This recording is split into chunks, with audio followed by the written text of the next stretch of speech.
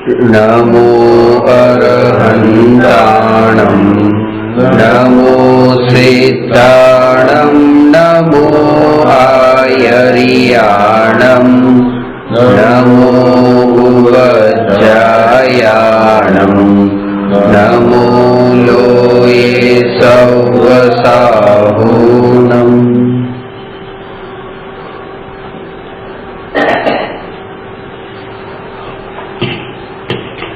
प्रश्न नंबर 250 समाधि मरण कोने कहेवाय?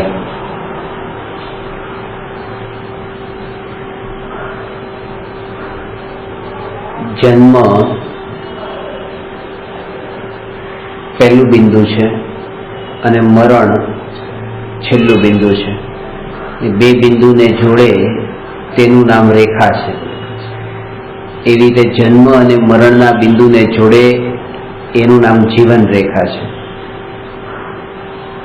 સમાધિ મરણ પૂર્વક દેહ છોડે તો એને સારી રીતે દેહ છોડ્યો એમ કહેવાય, પણ મરણ થયા પછી વધારે વધારે 4 સમયમાં આત્માનો બીજે ક્યાંક જન્મ થાય છે। તો એ 4 સમયમાં બીજે જ્યાં જન્મ થાય છે, समाधि पूर्वक जन्म लेवो छे एवो भाव जीवने केम नथी आवतो? तो एनो सीधो जवाब छे कि जे जीवनु एनी पहेला अहींया मरण थयुं, तो के जो समाधि पूर्वक मरण थयुं हशे तो एना पछीनो जे जन्म छे ए जन्म ऑटोमेटिक पछी समाधि पूर्वकनो ज हशे। एटले समाधि पूर्वक जन्म लेवानी कोई विधि नथी, पण समाधि मरण माटे अहींया विधि बतावे छे कि समाधि मरण केवुं होय। जेम आवता भावमां जे जन्म लेवानो छे ए जन्मनो आधार अहींनुं मरण छे कि अहींया समाधि पूर्वक मरण तो त्यांनो जन्म पण समाधि पूर्वक जन्म। एवी ज रीते अहींनुं जे मरण छे ए मरण पण मरणनी पहेलानुं जे जीवन छे एनाथी संबंधित छे। जो समाधि पूर्वक नु जीवन तो ए जीवना मरण ने समाधि मरण कहेवाय। समाधि मरण नामनी कोई वस्तु होती ज नथी। जे जीवनु जीवन समाधि पूर्वक नु होय ए जीवना मरण ने समाधि मरण कहेवाय। अने सीधी रीते एनी परिभाषा छे समाधि पूर्वक जीवन नो अर्थ शुं? समाधि शब्द में 2 शब्द छे, सम वत्ता अधि। अधिनो अर्थ छे जाणवू અને સમનો અર્થ છે સમતા ભાવ પૂર્વક જ્ઞાતા દ્રષ્ટા પૂર્વક દેહને છોડવો, એનું નામ છે સમાધિ મરણ। હવે જેનું જીવન સમતા ભાવ પૂર્વકનું હોય તો સમતા ભાવ પૂર્વકનું જીવન કોનું હોય?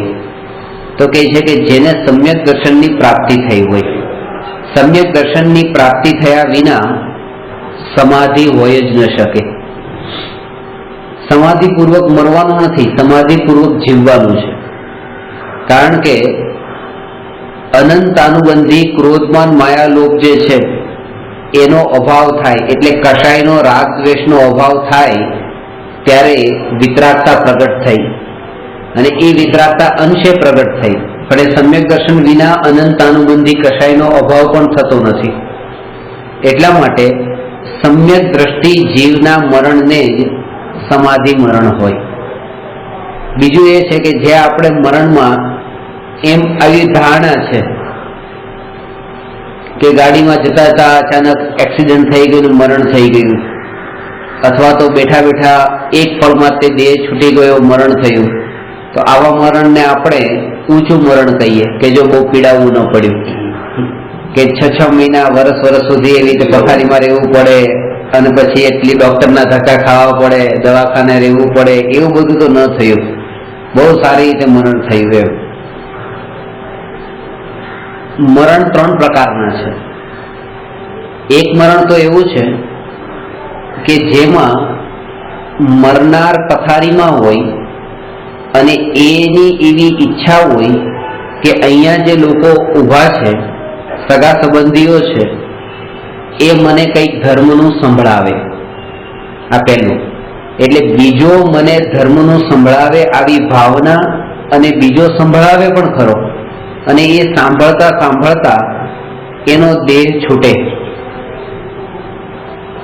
છેલ્લી ઘડીએ કોઈ મરણ પથારી પર હોય તો ઘણા બધા લોકો મને કે અમે જયારે છેલ્લી ઘડીએ હોય તમને સમાચાર મળે તો સંભળાવવા માટે આવજો, સંભળાવવા માટે આવજો, એવી રીતે કહી.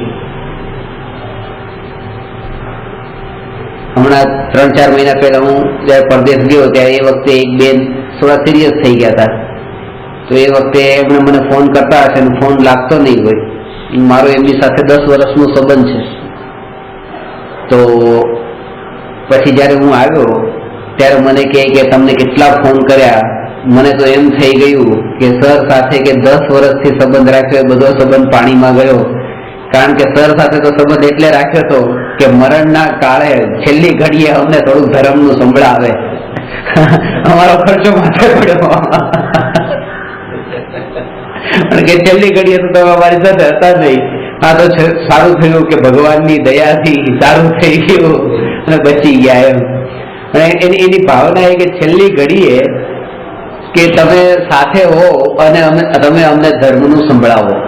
તો આ મરણ પણ સારું મરણ છે, પણ એનાથી ઉત્કૃષ્ટ મરણ એક બીજું છે કે તમે મરણ પથારી પર હો અને કોઈ જ્ઞાની તમારા નિકટવર્તી તમને ધર્મની વાત સંભળાવે, એના કરતા છેલ્લી ઘડીએ તમારી એવી જાગૃતિ હોવી જોઈએ કે તમે એ જીવને ધર્મની વાત સંભળાવો. તમે મરણ પથારી પર ને હું તમારી પાસે આવીને એમ કહું કે જો આ બધું છોડવાનું છે, આ શરીર તો ક્ષણિક છે, આત્મા નિત્ય છે, આકુળતા કરશો નહીં, આત્મા મરતો નથી, આ વાત હું તમને સંભળાવું, એના કરતા હોઈ શકે તમે ઊંઘી પણ ગયા હો, તમારી જાગૃતિ પણ ન હોય, તમારા કોમામાં હો, અથવા તો તમારો ઉપયોગ ક્યાં બીજા વિષયોમાં જ જોડાયેલો હોય. હા, શરીરમાં જોડાયેલો હોય, પરિવારમાં જોડાયેલો હોય, આ ભાવમાં બધી સંપત્તિ ભેગી કરી છે, પાપના પોટલા પોતે બાંધ્યા છે, જેને લઈને જવાના છે, અને સંપત્તિ અહીંયા છોડીને જવાની છે. તો એ બધી વિકલ્પ ને એ બધી આકૃતામાં એ દુઃખી થતો હોય, ધ્યાન જ ન હોય. એટલા માટે કોઈ મને ધર્મનું સંભળાવે એના કરતા ઉત્કૃષ્ટ મરણ તો એ છે કે હું છેલ્લી ઘડીએ કોઈને ધર્મનું સંભળાવતો હોઉં. એટલે મારી એટલી જાગૃતિ હોય કે ભાઈ જો આ દેહ ક્ષણિક છે, મરણ પછી તમે કોઈ રડશો નહીં, દુઃખી થશો નહીં, આકુળતા કરશો નહીં, મોહ મારામાં આસક્તિ એવી રાખશો નહીં, એવી જાગૃતિ પૂર્વક હું બીજાને ઉપદેશ આપું. આ મરણ એનાથી ઊંચું મરણ છે. અને ત્રીજું જે મરણ છે એ સર્વોત્કૃષ્ટ મરણ છે, એનાથી ઉત્કૃષ્ટ કોઈ મરણ નથી. પહેલામાં તો એ હતું કે બીજો મને સંભળાવે અને હું સાંભળું. બીજામાં હું બીજાને સંભળાવું અને બીજો સાંભળે. અને ત્રીજામાં ન તો બીજો મને સંભળાવે, ન હું બીજાને સંભળાવું, હું પોતાના આત્માના નિર્વિકલ્પ ધ્યાનમાં લીન રહું. બાજુમાં કોણ છે મારે એને કઈ કહેવું નથી. કહેવાની અને સાંભળવાની બંને પ્રક્રિયાનું બંધ થઈ જવું અને ઉપયોગનું જોડાણ પર પદાર્થોમાં અંશે પણ ન થવું અને ઉપયોગ સંપૂર્ણ રીતે પોતાના આત્મામાં જોડાયેલો હોય અને આ આત્મા દેહને છોડે, એવું જે મરણ એ સર્વોત્કૃષ્ટ મરણ છે. અને શાસ્ત્રોમાં ખરેખર એને જ સમાધિ મરણ કીધું છે. ખાવા પીવાનું છોડી દેવું અને સંથારો લઈ લેવો કે આજ પછી હું આ બધું છોડી દઉં છું, એનું નામ સમાધિ મરણ નથી. અથવા તો જે વોસરાવી દેવું અને દેહને છોડી દેવો, એનું નામ સમાધિ મરણ નથી. આજે વોસરાવાનું તમને ખબર છે, છેલ્લે રાત્રે ઊંઘતી વખતે પણ ઘણા લોકો વોસરાવે. તો એ વોસરાવાના અંદર વોસરાવાનો મતલબ શું કે હવે આ બધું મારું નથી, કે ઘર મારું નહીં, ઘરને વોસરાવી દીધું. પણ ઘરને વોસરાવામાં છે તો હજી પોતે ઘરમાં છે. અને એવું નથી કે ખાલી શરીરથી ઘરમાં છે, હું મારા ઘરમાં છું એવી માન્યતા ત્યાં પણ પડેલી છે, માન્યતા સાથે છે, અને એટલા માટે તે વોસરાવેલું એક તો પ્રકારનું મોટો દંભ છે. એટલે શાસ્ત્રમાં આ વાત જૈન ધર્મના શાસ્ત્રમાં જ બતાવી છે કે જે કંઈ પણ આ પરિગ્રહ ભેગો કર્યો છે એ પરિગ્રહ તમારી પાસે છે એ પરિગ્રહ નથી. એટલે કે તમે આ ઘરની અંદર રહો છો એ ખરો પરિગ્રહ નથી. ખરો પરિગ્રહ શું છે કે આ ઘરમાં મારાપણાનો જે ભાવ છે એ ખરો પરિગ્રહ છે. ઘરનું હોવું એ પરિગ્રહ નથી. એટલે ઘરને છોડી દેવું એનું નામ પરિગ્રહનો ત્યાગ નથી. એટલે આમાં બધા આવી જશે. આ ટાઈમે આપણે ભાવમાં તેવું કર્યું ને કે આ બધું છોડી દેવું છે, એટલે જ તે આ બધું છોડી દેવું છે યાદ આપવું એ પણ નબળાઈ છે. કારણ કે એને હજી સાધના બરાબર કરી નથી. સાધનામાં ક્યાંક ને ક્યાંક ગડબડ કરી નથી. એને લાઈન પણ બરાબર નથી. સાધનાની જે વિધિ જે હોય છે ને એ લાઈનમાં પણ નથી, માર્ગમાં પણ નથી. કારણ કે માર્ગમાં પોતે નથી જેણે તમને બતાવ્યું છે. કોઈ જ્ઞાનીઓએ બતાવ્યું હોય તો હું એ વાતને માનું, પણ તમને જે બતાવનારા એ પોતે જ અજ્ઞાની છે અને પોતે જ માર્ગ ભૂલેલા છે. પોતે જ એ વાતને માની રહ્યા છે કે આ બહારનો પરિગ્રહ છોડવાનું નામ ધર્મ છે. અને ક્યારેક તો એમ એકલા જ્યારે પડી જાય ત્યારે એમ લાગે છે કે આ લોકો સંસારમાં આનંદ ભોગવતા હશે. એ માન્યતા ઊંડે પડેલી હોય. મહારાજ સાહેબને એકાંતમાં જ્યારે જાય ત્યારે એમ લાગે કે આ લોકો પોતાના ઘર ગ્રહસ્થીમાં પોતાના 5 ઇન્દ્રિયના વિષયના ભોગોમાં એ ક્યાંક ને ક્યાંક સુખ ભોગવતા હશે અને ક્યાંક સુખ તો ત્યાં હશે. પણ જ્યારે આ ગ્રહસ્થો જ્યારે મહારાજ સાહેબને પગે લાગવા જાય ત્યારે મહારાજ સાહેબને એક પણ એવો વિચાર તો આવે કે જ્યારે આ બધા મને પગે લાગવા માટે આવે છે ત્યારે સુખ નહીં હોય ત્યારે જ આવતા હશે. એટલે લોકોનું ટોળું જ્યારે એમની પાસે જાય ત્યારે ખબર પડે છે કે ખરેખર સંસારમાં સુખ નથી. પણ જ્યારે પાછા એકલા પડી જાય ને ટોળું દૂર જતું રહે ત્યારે પાછું એમ લાગે કે કંઈક જો સુખ ભોગવવા માટે જતા રહ્યા, સુખ ભોગવતા તો હશે એકલા અહીંયા નથી આવ્યા ત્યારે.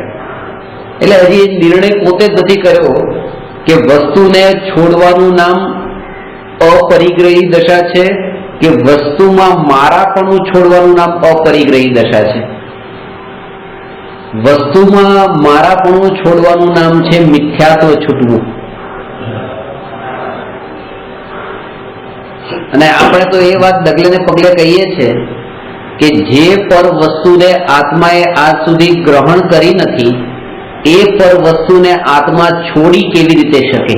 એને જે છોડવાની વાત છે એ જ એ વસ્તુની અણસમજને બતાવે છે. વસ્તુ પ્રત્યેની અણસમજ બતાવે છે કે આજથી મારે આ વસ્તુ છોડી દેવી છે, મારે આ વસ્તુ છોડી દેવી છે. હજુ જે છોડવાની વાત કરે છે ને એ વાતની જ ખબર નથી કે હું કોણ છું. જેને હુંની ખબર હોય તો પછી એને એ વાતને વિચારવાની પણ જરૂર નથી કે મારે આને છોડી દેવાની છે.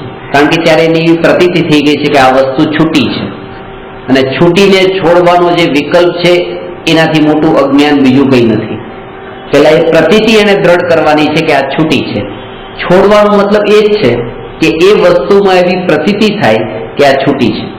એ તો ભલે સ્વીકાર થઈ ગયો તો મેં પકડેલી મારી ગ્રહણ કરેલી છે એટલે છોડવાની વાત આવે, છોડવાની વાત ના આવે દિમાગમાં ના બેસે. અને જેટલી વસ્તુને આપણે આ બધી આખી જિંદગી પાપ કરીને પરિગ્રહ ભેગો કર્યો છે અને એને છોડવાની વાત કરીએ છીએ એમ માનીએ છીએ.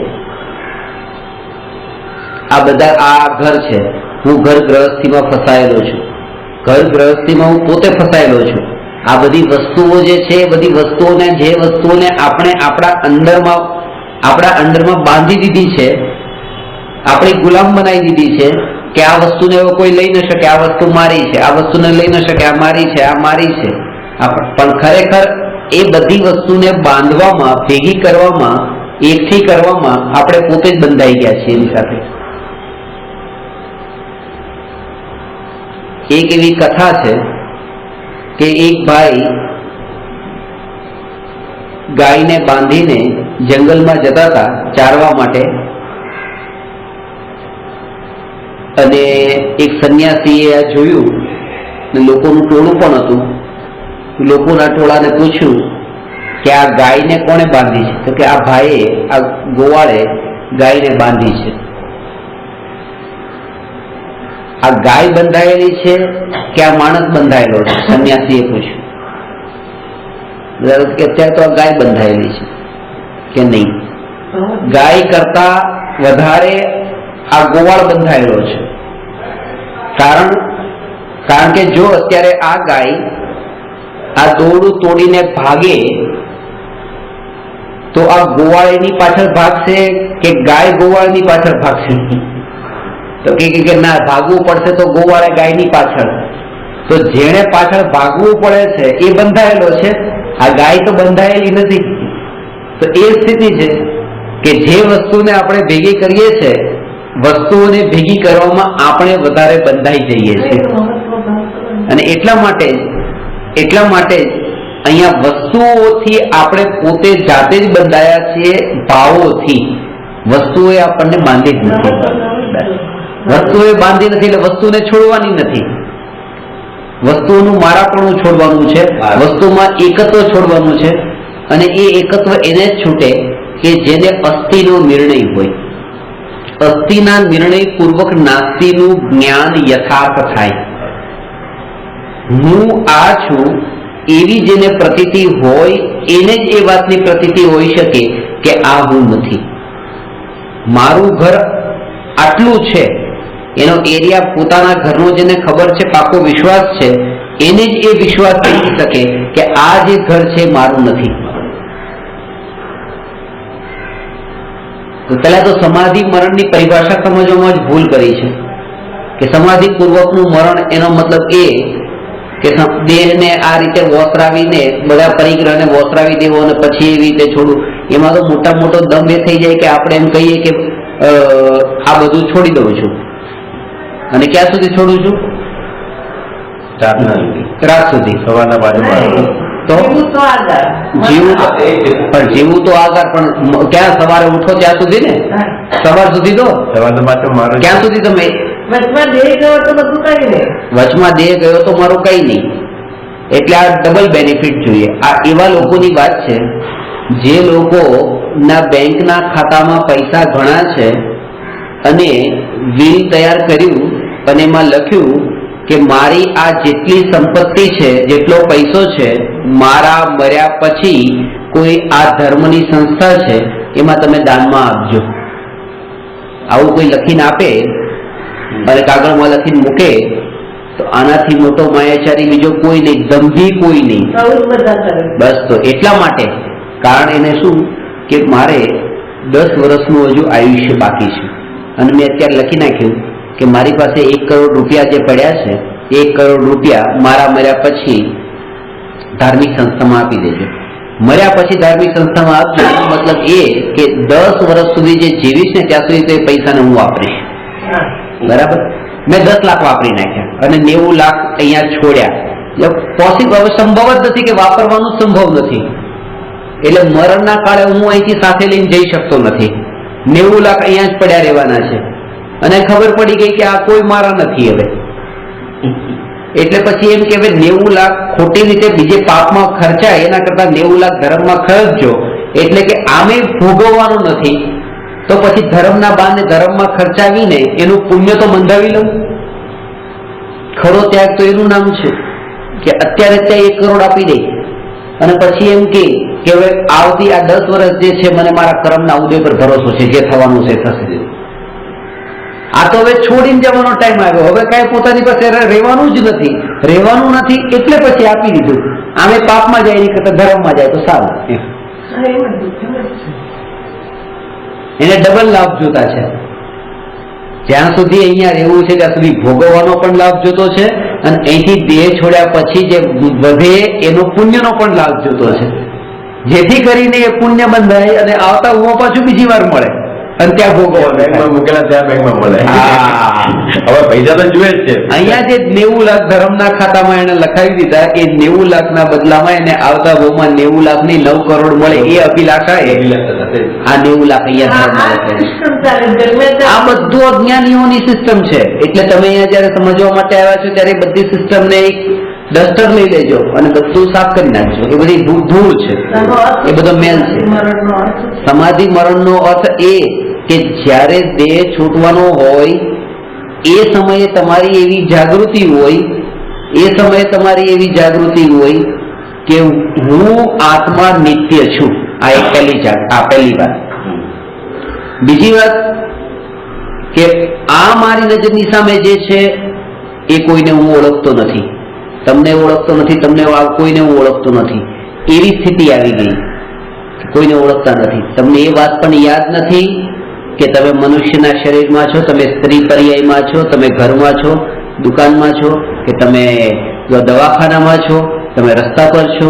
તમને કઈ યાદ નથી. તમને ખાલી એટલી જ વસ્તુની ખબર છે કે તમે જ્ઞાન સ્વભાવી ભગવાન આત્મા છો.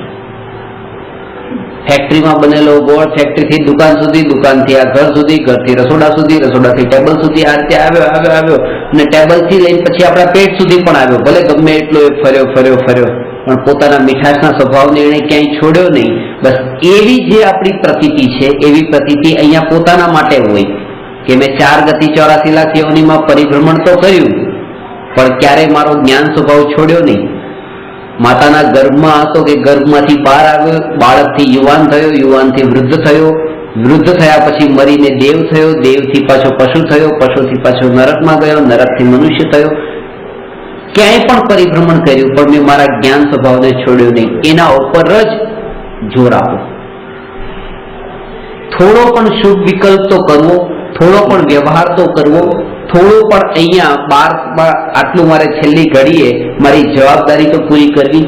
એવા વિકલ્પ જેને આવે છે એનું સમાધિ મરણ નથી થતું. એ વખતે એને દ્રઢ થવાની જરૂર છે. એટલી દ્રઢતા જોઈએ કે એ સમયે એ આ જયારે બધી વાતને ભૂલી જાય કે હું કોણ. આ જે શરીરની સાથેનું જે એકત્વ છે, એ એકત્વ જેને એટલું દ્રઢ રૂપે છે એને દેહ છોડવાનું દુઃખ છે. સમાધિ મરણનો અર્થ એમ નહીં કે હવે મારે મરી જવું છે. મરવાની ઈચ્છાનું નામ સમાધિ મરણ નથી. મોટા ભાગે લોકો મરવાથી ડરતા હોય એટલા માટે કોઈ લોકોએ એવું કે મરવાનો ભય ટળી જવાનું નામ સમાધિ મરણ. હવે મરવાની બીક નથી, હું મરવાથી નથી ડરતો, મરણ આવી જાય આજે જ મને વાંધો નથી. પણ એનું નામ સમાધિ મરણ નથી. કે હું મરતો નથી એવું તો લખાયેલું હોય, એવી રીતે જન્મ મળવાનો એ તે કે હું મરતો નથી એ વાત લખાયેલી છે, નથી એ વાતની એને ખબર છે પણ છું એના ઉપર જોર નથી આપતો. એ નથી, મરતો નથી, પણ મરતો નથી તો જે જીવિત રહેવાનો છું, તો જીવિત રહેવાનો છું એ જીવિત અવસ્થા એ શું છે? એ આ જ્ઞાન છે. જાણવું જાણવું જાણવું, જે જાણવારૂપ જે નિરંતર જે જ્ઞાનનું પરિણમન એ હું, એવું એને અસ્થિનું ભાન નથી ને, એના ઉપર અહીંયા જોડા, એને એ સંસ્કાર દ્રઢ કરવાના છે. અડધો પાગલ હોય એ પણ છેલ્લી ઘડીએ એ વાતને સાંભળી લે છે કે હું મરતો નથી ભાઈ, હું મરતો નથી. એ તો કોઈ પણ બોલે છે. લોકની ભાષામાં પણ, લોક વ્યવહારમાં પણ આપણે એમ જ કહીએ છીએ કે આ જે રમેશભાઈ હતા ને, એ રમેશભાઈ મરી ગયા એમ નહીં, રમેશભાઈ પાછા થયા. પાછા થયા એટલે એ થયા છે પાછા ક્યાં? પાછા થયા, મર્યા નથી. પાછા થવાનો મતલબ જ એ છે કે એક વાર ની બીજી વાર પાછા થવું. જાણવું તેવું છું. જ્ઞાન સ્વભાવી આત્મા. અને આત્મા વગરના દેહની આપણે એ પણ ખબર છે. એટલે એ સમયે પાછા થયા, આ ભાઈ પાછા થયા, રમેશભાઈ પાછા થયા, અને પછી આપણે એમ બોલીએ છીએ ક્યારે કાઢવાના છે? વિદાય નથી કેતા, કાઢવાના. આમ જયારે કાઢવાનો વસ્તુ કચરો ઘરમાં હોય ને આમ કાઢવાનો હોય, ઝાડુ કાઢ, હલકો લાગે. બરાબર છે, નામ જ જતું રહે છે. બરાબર. બોડીને ક્યારે કાઢશે? નામ પણ જતું રહે છે. રમેશભાઈને કાઢતા નથી હતા, બોડીને ક્યારે કાઢશે? ક્યારે કાઢવાના? કાઢવાનો મતલબ એ કે રાખવાની વસ્તુ નથી. આપણે ક્યારે લઈ જવાના છે સંસ્થાને? હવે એટલી સુધરી છે ભાષા. એટલે મેં પ્રવચનમાં આ નનામી ઉપરનું એક વાક્ય કહ્યું હતું.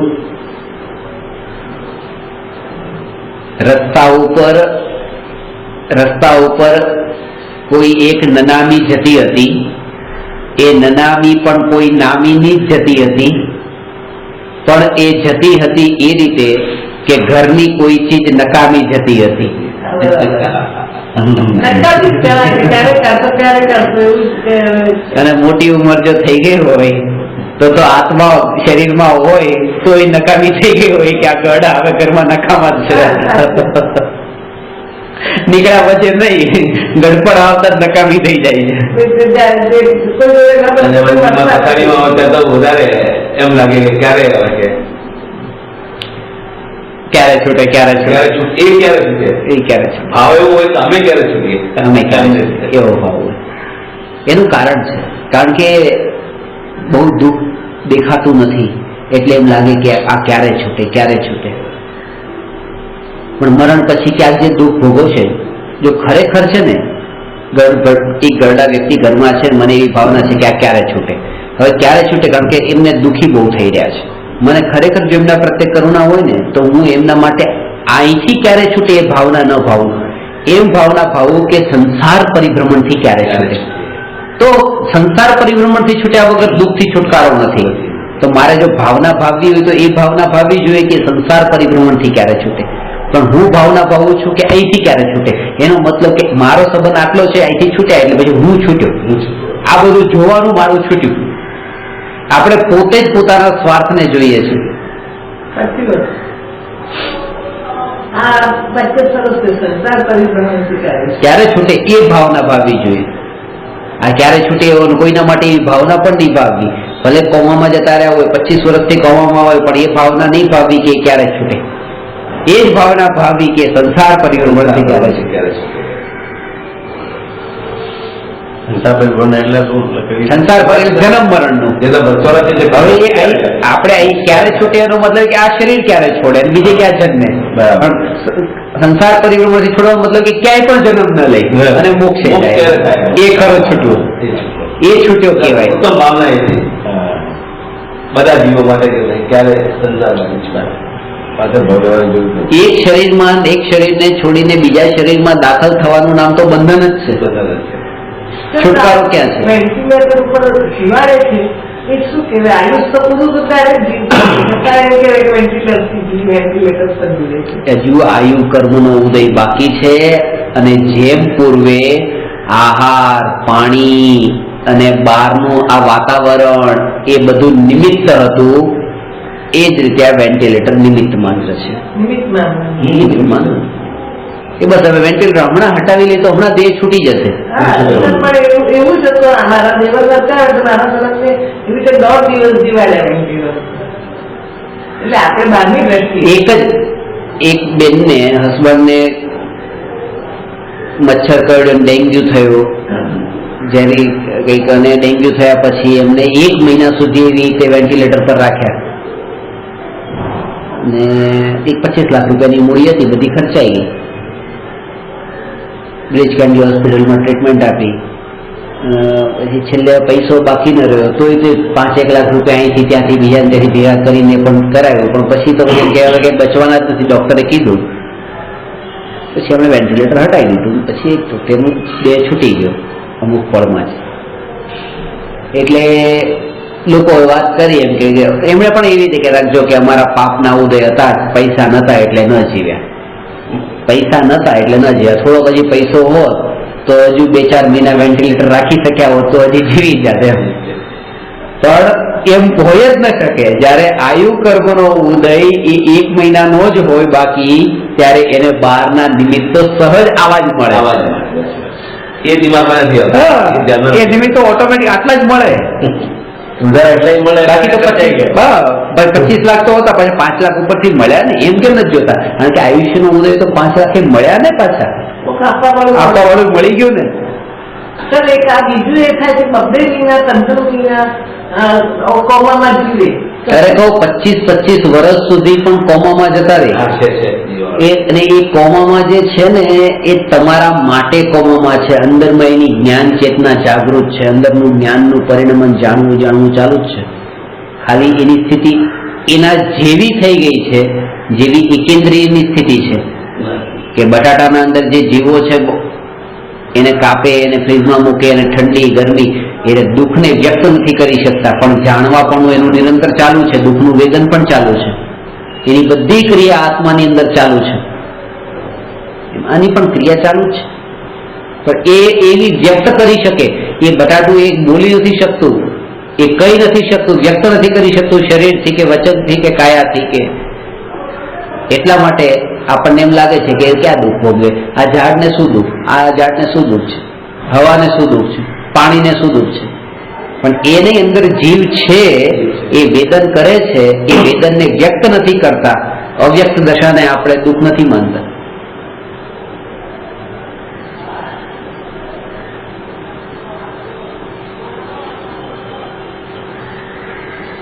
અને એ સ્થિતિ એવી હોય કે કોઈ વ્યક્તિ પોતે અંદરમાં દુઃખી, અંદરથી દુઃખી થતો હોય અને દુઃખને બતાવતો ન હોય,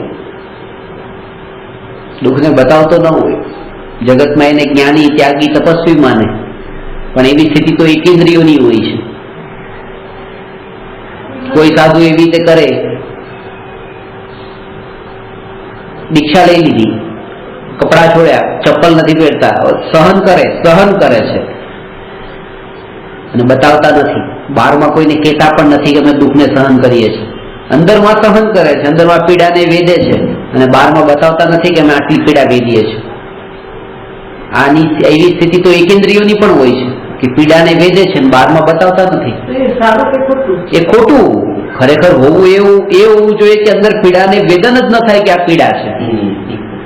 આ દુઃખનું વેદન થવું એ પહેલી વાર, અને દુઃખનું વેદન થયા પછી એને બહારમાં નથી બતાવવું એ બીજી વાર. ઇન્દ્રવેલી થઈ ગયા.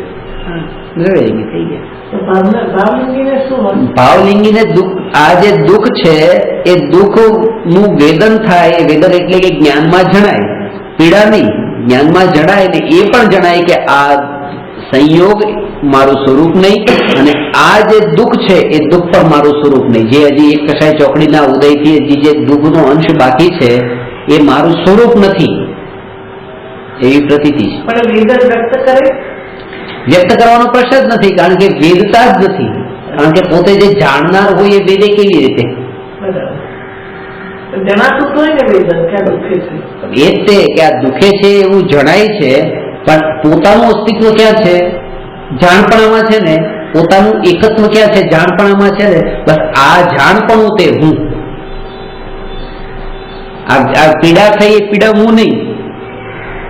એટલે મેં બહુ કષ્ટ સહન કર્યા એમ નહીં, મેં કષ્ટ સહન થઈ રહ્યા છે એને જાણ્યા એમ પણ નહીં. કારણ કે એમાં પણ ઉપયોગ એમાં વારંવાર જાય છે. જો આનો જ્ઞાતા, ત્યાં તો માત્ર એટલું જ કે બસ જ્ઞાન સ્વભાવી આત્મા. એને એવો વિકલ્પ નહીં કે ગોળને કોણે ચાખ્યો, ગોળને એવો કોઈ વિકલ્પ નહીં. ગોળ તો બસ મીઠાશથી ભરપૂર. એવી રીતે જ્ઞાનને એ કોઈની અપેક્ષા નથી કે કોને જાણવા ગયું, કોણ જ્ઞેય બન્યું. જ્ઞાનનું જ્ઞેય કોણ છે એ એને અપેક્ષા નથી. એનું કાર્ય કેટલું જ છે, માત્ર જાણવા રૂપે છે.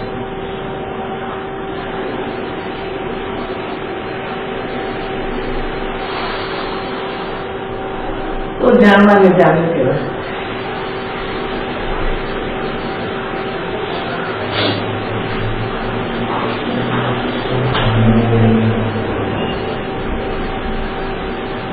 એટલે સમાધિ મરણના કાળે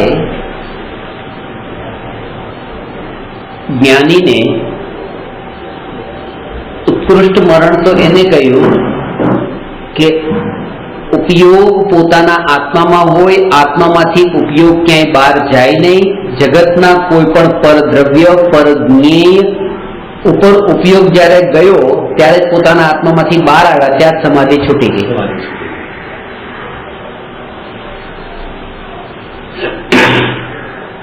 લોકમાં જેને સમાધિ માને છે કે સમાધિ લેવાનો ખાડો કરીને બેસી જવાનો, એના ઉપર માટી નાખી દેવાની, એનું નામ સમાધિ લઈ લીધી. એ સમાધિ નથી.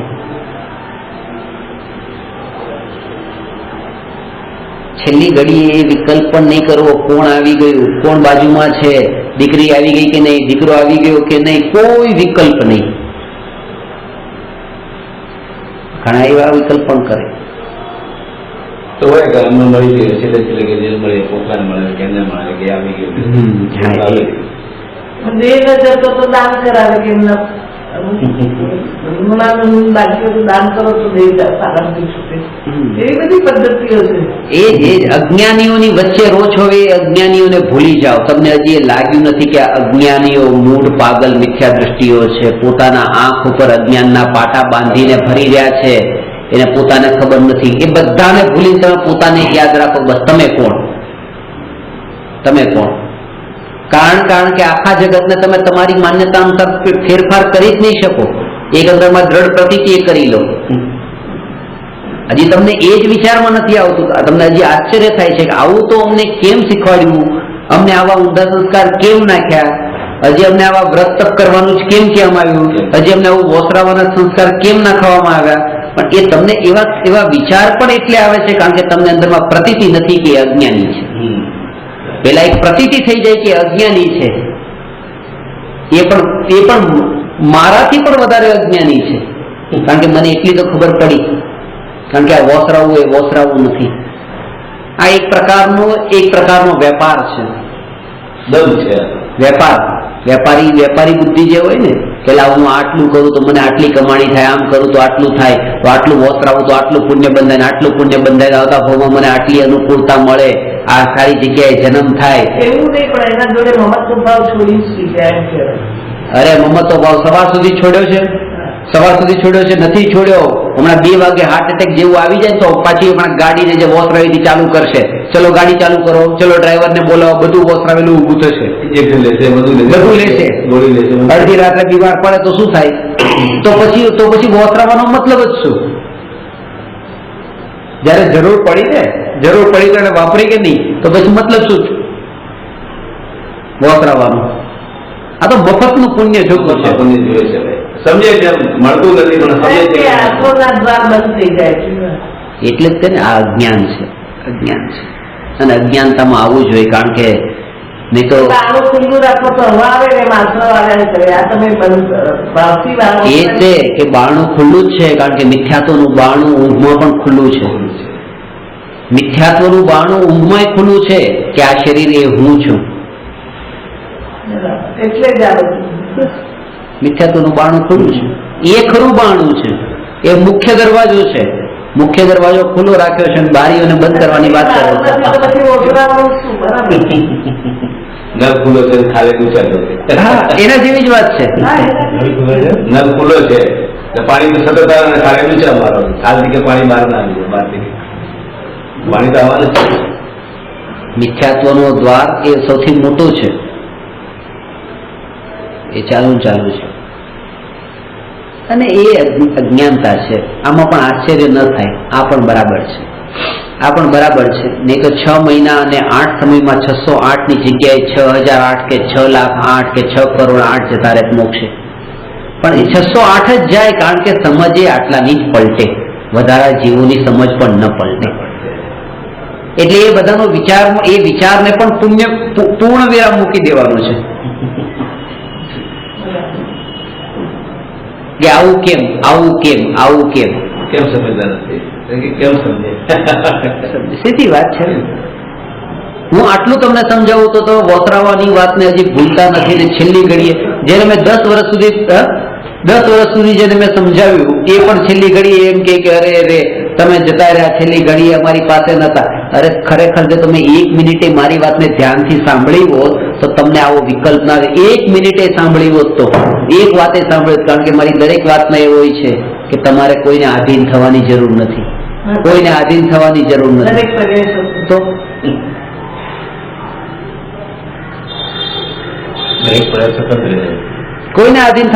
નથી.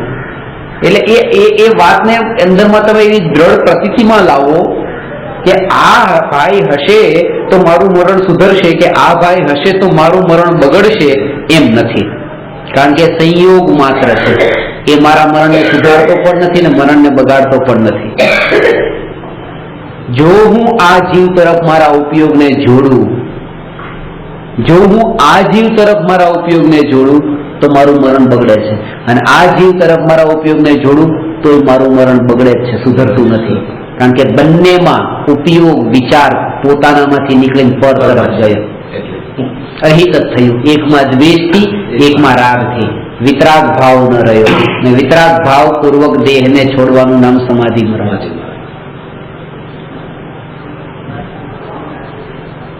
આખી જિંદગી પાપ કર્યા અને પાપ કરીને પાપના પોટલા પોતે બાંધ્યા, અને છેલ્લી ઘડીએ ઘણા લોકો મુંબઈમાં હું જમવા માટે જાઉં કોઈના ઘરે, એટલે ચાંદીની થાળી હોય, વ્યવસ્થિત રીતે આમ બધું છાઠમાઠ હોય, એટલે બધાનું એક જ કેવું, જેને જેને ત્યાં જાઓ, પંડિતજી આ બધું જે તમને દેખાય છે ને આ બંદાની કમાલ છે, આ બંદાની કમાલ, આ બંદાની કમાલ, આ બધું જે દેખાય છે ને, બાપ દાદા પાસે કઈ નતું, બાપા તો લોટો લઈને આવ્યા હતા ગામમાંથી. આ બધું મેં મારી મહેનત ને મારે આમાં છે ને જાન રેડી દીધી છે, શૂન્યમાંથી સર્જન કર્યું છે, એમ કે આ બધી બંદાની કમાલ છે, બાપાનું કઈ નથી. એટલે પછી હું એને કહું કે આ બધી બંદાની કમાલ છે ને, આ બધું તે જ કર્યું છે ને, તું એ વાતને બતાવે છો કે પંડિતજી આ જે કાંઈ પણ કર્યું છે આ બધું પાપ મેં કર્યું છે, મારા બાપાએ નથી કર્યું, એટલે નરકમાં હું જવાનો છું, મારા બાપા નહીં.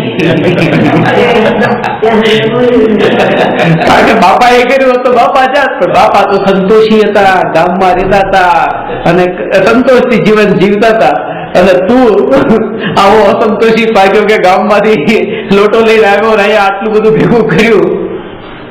પાછું પોતા, આ તો પહેલી ભૂલ તો એ કે તું આ બધું વધાર્યું, અને પાછું બીજી ભૂલ એ કે પોતાને એમ માને છે કે આ વધાર્યુંના કારણે હું મહાન છું. એક એક વસ્તુમાં તારું જે એકત્વનો ભાવ છે ને, આપણને એમ લાગતું હોય કે ગરીબની પાસે છે ને 1 રૂપિયો એને પડી જાય તો એને દુઃખ થાય, ને કરોડપતિનો રૂપિયો પડી જાય તો એને ઓછું દુઃખ થાય, એવું નહીં સમજવું. દુઃખ બેયને એક સરખું જ થાય, કારણ કે રૂપિયો સુખ આપે છે એવી માન્યતા બેયની છે. ક્વોન્ટિટીથી કોઈ ફરક ન પડે કે રૂપિયો પડી ગયો કે 10 રૂપિયા પડ્યા, પણ અંદરમાં જે માન્યતા પડે છે કે બસ રૂપિયામાં સુખ છે. એટલા માટે મેં કેટલાય કરોડપતિઓને રૂપિયા માટે ટેક્સીવાળા સાથે ઝઘડતા જોયા છે, કારણ કે એ અંદર માન્યતા એ પડેલી છે કે આ રૂપિયો સુખ આપે છે. 1 રૂપિયો હોય કે પછી 100 રૂપિયા હોય કે કરોડ રૂપિયા હોય, એનાથી મતલબ નથી. એ રૂપિયા માટે રૂપિયો જવા નહીં દે. હિસાબમાં રૂપિયો વધારે લઈ લીધો નહીં આપે પાછો, તો કે રૂપિયો પાછો આપ, ભલે કરોડ આમ કરોડ રૂપિયા બાકી હિસાબ વ્યવહાર પાકો. હા, વ્યવહાર પાકો, એને કહેવત બનાવી દીધી. હા, કહેવત વ્યવહાર તો પાઈએ પાયો. હા,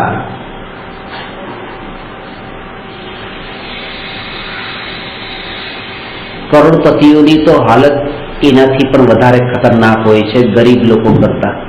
એટલા માટે કારણ કે ગરીબની તો એક મર્યાદા બંધાઈ ગઈ હોય, એ પછી એનો વિચાર ન કરતા હોય કે આટલા મારે હવે કમાવા છે. રસ્તા ઉપર જે ફૂટપાથ પર સુવા વાળા મારે લાખો કમાવા છે, કરોડો કમાવા છે, એવી તો આશાય ન બંધાતી હોય. હવે તો શાંત થઈને બેસી ગયો. કરોડપતિઓને તો જેટલા ભેગા કર્યા છે એનાથી હજી વધારે કમાવા છે, એ આશા ચાલુ છે. એટલે સૌથી વધારે દુઃખી હોય તો એ છે.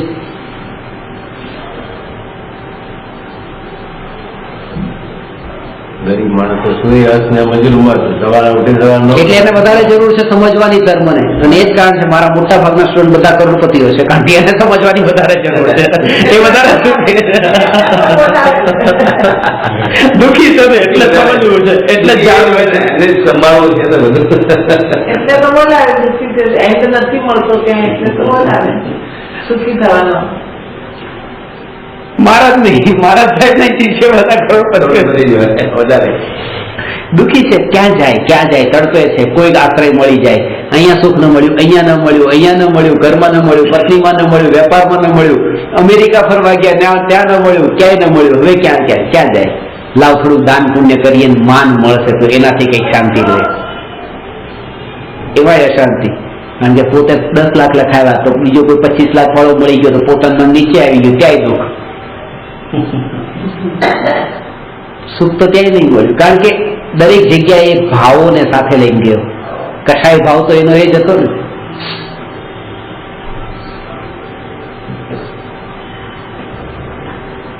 તમે અહીંયા કરોડોના ફ્લેટમાં રહેતા હો તો પણ તમે નિર્દોષ છો, દોષમાં નથી. મહારાજ સાહેબ ભલે કે પણ હું તમને જે વાત કહું છું ધ્યાનથી સમજી લેજો.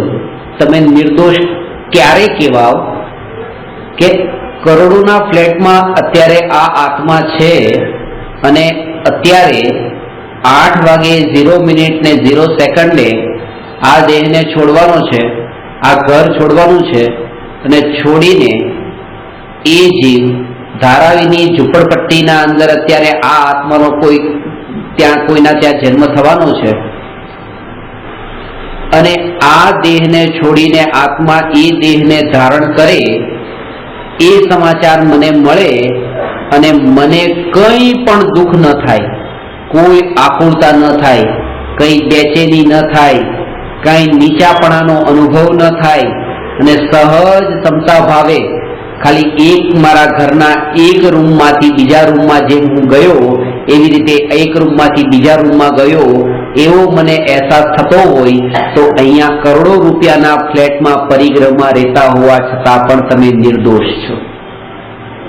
ઘર છોડવાનું નથી. કારણ કે એ કોણ તૈયાર હોઈ શકે ત્યાં રહેવા માટે? જે અહીંયા ન જોડાયો હોય, જેને અહીંયા મોહ ન હોય, આસક્તિ ન હોય, એ તૈયાર થઈ જાય, ઠીક છે, વાંધો નહીં, બસ એને દુઃખ નહીં થાય.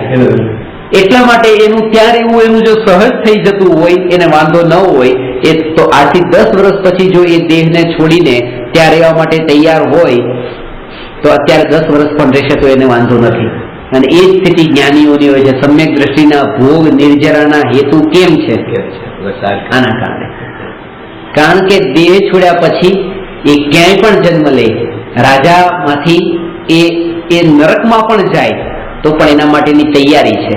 સૈનિક રાજાને જે હતી કે રાજામાંથી પણ નરકમાં જવાની તૈયારી હતી, ક્ષાયિક સમ્યક દર્શન હતું, એના બળ પર છેલ્લી ઘડીએ એ રાજાની અવસ્થામાં જે રહેવું અને પોતે સમ્યક દર્શન સાથે એ નિર્દોષ. પછી એમને આ એ કેમ ચૂસી લીધું? મૃત્યુ તો આઘાત કર્યું ને, સાહિત્ય સંકેત 10 દિવસ એવું કેમ કર્યું? એવું નથી, એવું નથી, ખોટી છે. સમ્યક દ્રષ્ટિ જીવ આ આત્મહત્યા કરવાનો ભાવ, સમ્યક દ્રષ્ટિ એક સાધારણ જીવ ધર્મનું સમજેલો હોય એને પોતાના આત્માનો ઘાત કરવાનો ભાવ, એ ક્ષાયિક હોય કે ઓપ્શનિક હોય, વાત એટલી છે. સમ્યક દર્શન પ્રગટ થવાનો અર્થ એ છે કે હવે એને 3 લોકના કોઈ પણ પ્રદેશ પર જન્મ લેવાની તૈયારી છે. 3 લોકના કોઈ પણ પ્રદેશ પર એને રહેવાની તૈયારી છે. કારણ કે પોતાને આત્મા રૂપે હવે સ્થાપી દીધો છે અને એ વાત એ અંદરમાં પ્રતીતિમાં આવી ગઈ છે કે આત્મા કોઈ પણ પ્રદેશ પર રહે એ પોતાના જ્ઞાન સ્વભાવને છોડતો નથી, પોતાનો વૈભવ ક્યાંય છૂટી જવાનો નથી. આ જ્ઞાન એ આત્માનો વૈભવ છે, એ વૈભવ ક્યારેય છૂટવાનું નથી.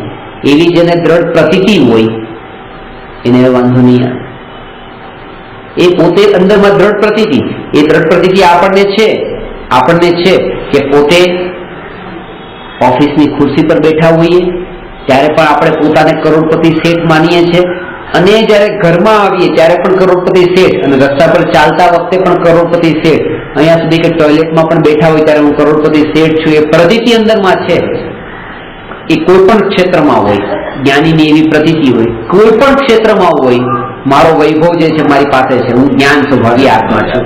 એટલા માટે એ ક્યાંય પણ જાય તો ત્યાં દુઃખ નથી થતું અને કોઈ પણ ને છોડીને જાય તો એનું પણ દુઃખ નથી થતું. બંનેને ક્ષણિક જાણી લઈએ, નિત્યની અનુભૂતિ છે.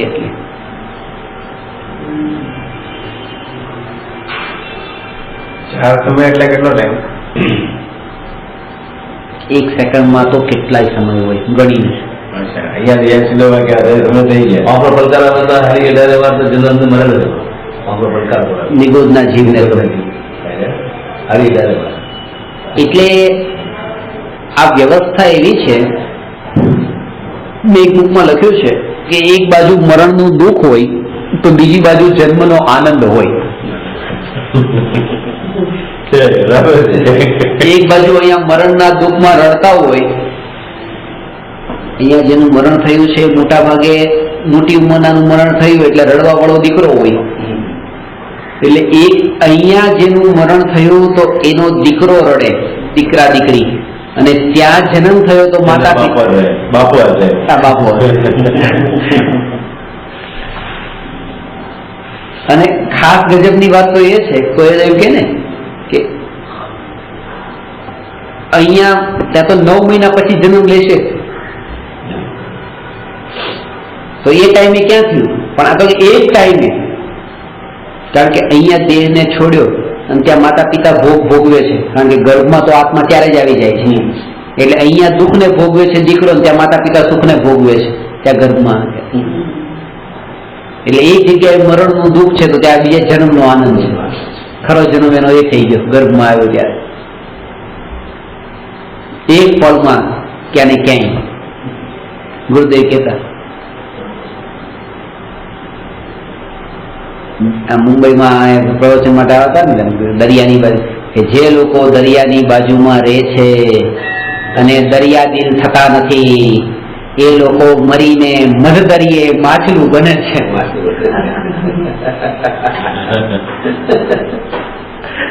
દરિયા દિલ થવું છે પણ દરિયા દિલ આસક્તિ પાછી. અમારે તો આખો દરિયો દેખાય, અમારા દરિયો દેખાય, એનામાં તો પૈસા વધારે આપે દરિયા જોવાના. દરિયા દિલ થતા નથી, મરીને મધદરિયે માછલું બને છે. અહીંયા એમ કે છે કે મને 5000 ઓળખે છે, 10,000 ઓળખે છે, ને લાખો લોકો ઓળખે છે, પણ જયારે તું મરીને મધદરિયે માછલું બની ત્યારે તને કેટલા ઓળખશે? એટલા માટે આટલા ઓળખે છે એ વિચારને ભૂલી જા. એમ નહીં કે હવે તું બધાની સામે ડિક્લેર કરી દે કે મને ઓળખતા બંધ થઈ જાવ, મારી ઓળખાણ કરતા બંધ થઈ જાવ, મારી સાથે સંબંધ રાખતા બંધ થઈ જાવ. એમ નહીં, આ વિચારને છોડી દે, કારણ કે આ વિચાર એક સપનું જ છે. પછી જયારે જાગીશ ત્યારે ખબર પડશે કે આ કઈ નતું.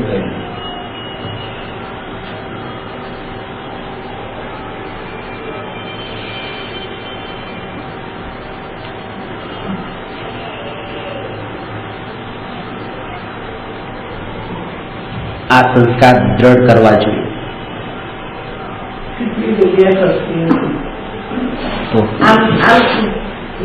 મન ચોખ્ખું કરી વિચારોથી આ બાજુ ક્યાંક નીચે થતા હોય. એ જ અજ્ઞાનીની સ્થિતિ જેવી હોય છે. અજ્ઞાની એક નિમિત્તોમાંથી છૂટીને બીજા નિમિત્તોમાં ફસાય છે, પણ બધા નિમિત્તોથી છૂટીને ત્રિકાળી ઉપાદાનમાં સ્થિર નથી થતો.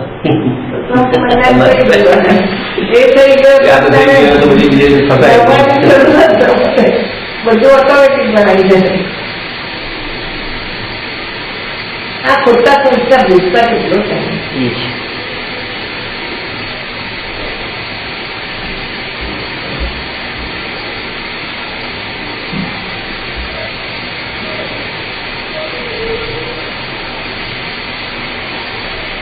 પરિણામો પર જોર આપે છે મરણના કાળે. પરિણામો પર જોર આપવાનો અર્થ એ કે બેઠા બેઠા દેહને છોડ્યો કે ઊંઘતા ઊંઘતા દેહને છોડ્યો. ઘણા લોકો એમ કે જો હાથ પર હાથ રાખીને બેઠા બેઠા છોડ્યો, આડા પડેલા દેહ એમાં છોડ્યો. શરીરની સ્થિતિ કોઈ પણ પ્રકારની, એ બે ઉદય જ અલગ અલગ છે. એક તો શરીરની સ્થિતિના ઉદય, એ તો અઘાતી કર્મના ઉદય છે, અને અહીંયા આત્માના ઘાતી કર્મ, એને આત્માના પરિણામો જે છે એની સાથે કોઈ સંબંધ નથી. હવે કોઈનો પગ તૂટી ગયો હોય છેલ્લી ઘડીએ શું એ ત્યાં ક્ષમતા ભાવ ન રાખી શકે? એને બેસાતું ન હોય તો એ ક્ષમતા ભાવ ન રાખી શકે? છેલ્લી ઘડીએ એવી બીમારીઓ જયારે આવે તો ઘણા લોકો એવા પ્રશ્ન કરે કે જ્ઞાનીઓને આવી બીમારી શું કામ આવે? એણે તો જીવનમાં આટલો ધર્મ કર્યો હતો. કૃપાવતીને છેલ્લી ઘડીએ આટલી બીમારી, કે જ્ઞાનીઓને આવી બીમારી આવે? એ જે બીમારી છે એ તો પૂર્વ કર્મનું ફળ છે, પૂર્વે કરેલા કર્મનું ફળ છે. ખાસ એ છે કે એ બીમારીમાં પણ આવી જાગૃતિ, હું આત્મા છું એ વાતની. કૃપાવતી છેલ્લી ઘડીએ કીધું મને કોઈ બોલાવશો નહીં, હું મારા આત્મામાં લીન થાઉં છું. આ બંને, મને કોઈ બોલાવશો નહીં એનું નામ વ્યવહાર, ને હું મારા આત્મામાં લીન થાઉં છું એ નિશ્ચય છે. છેલ્લો સંદેશ આ આપ્યો. જાગૃતિ કેટલી એમ એ ઊંચી સમાધિ પોતાના સ્વરૂપમાં લીન થઈ ગયા. લીન થાય. એટલે તો જ્ઞાની હતા ને. કેટલી હતી મચ્છરની ચાદર વિછાઈ જાય તો રંગ હલે એની અંદર આત્મામાં ઘૂંટડા પીતા હોય એ ક્યાં વાત કરવાની. ઉપર એટલો પરિસર એ હોય તો હાડપિંજર જેવું શરીર.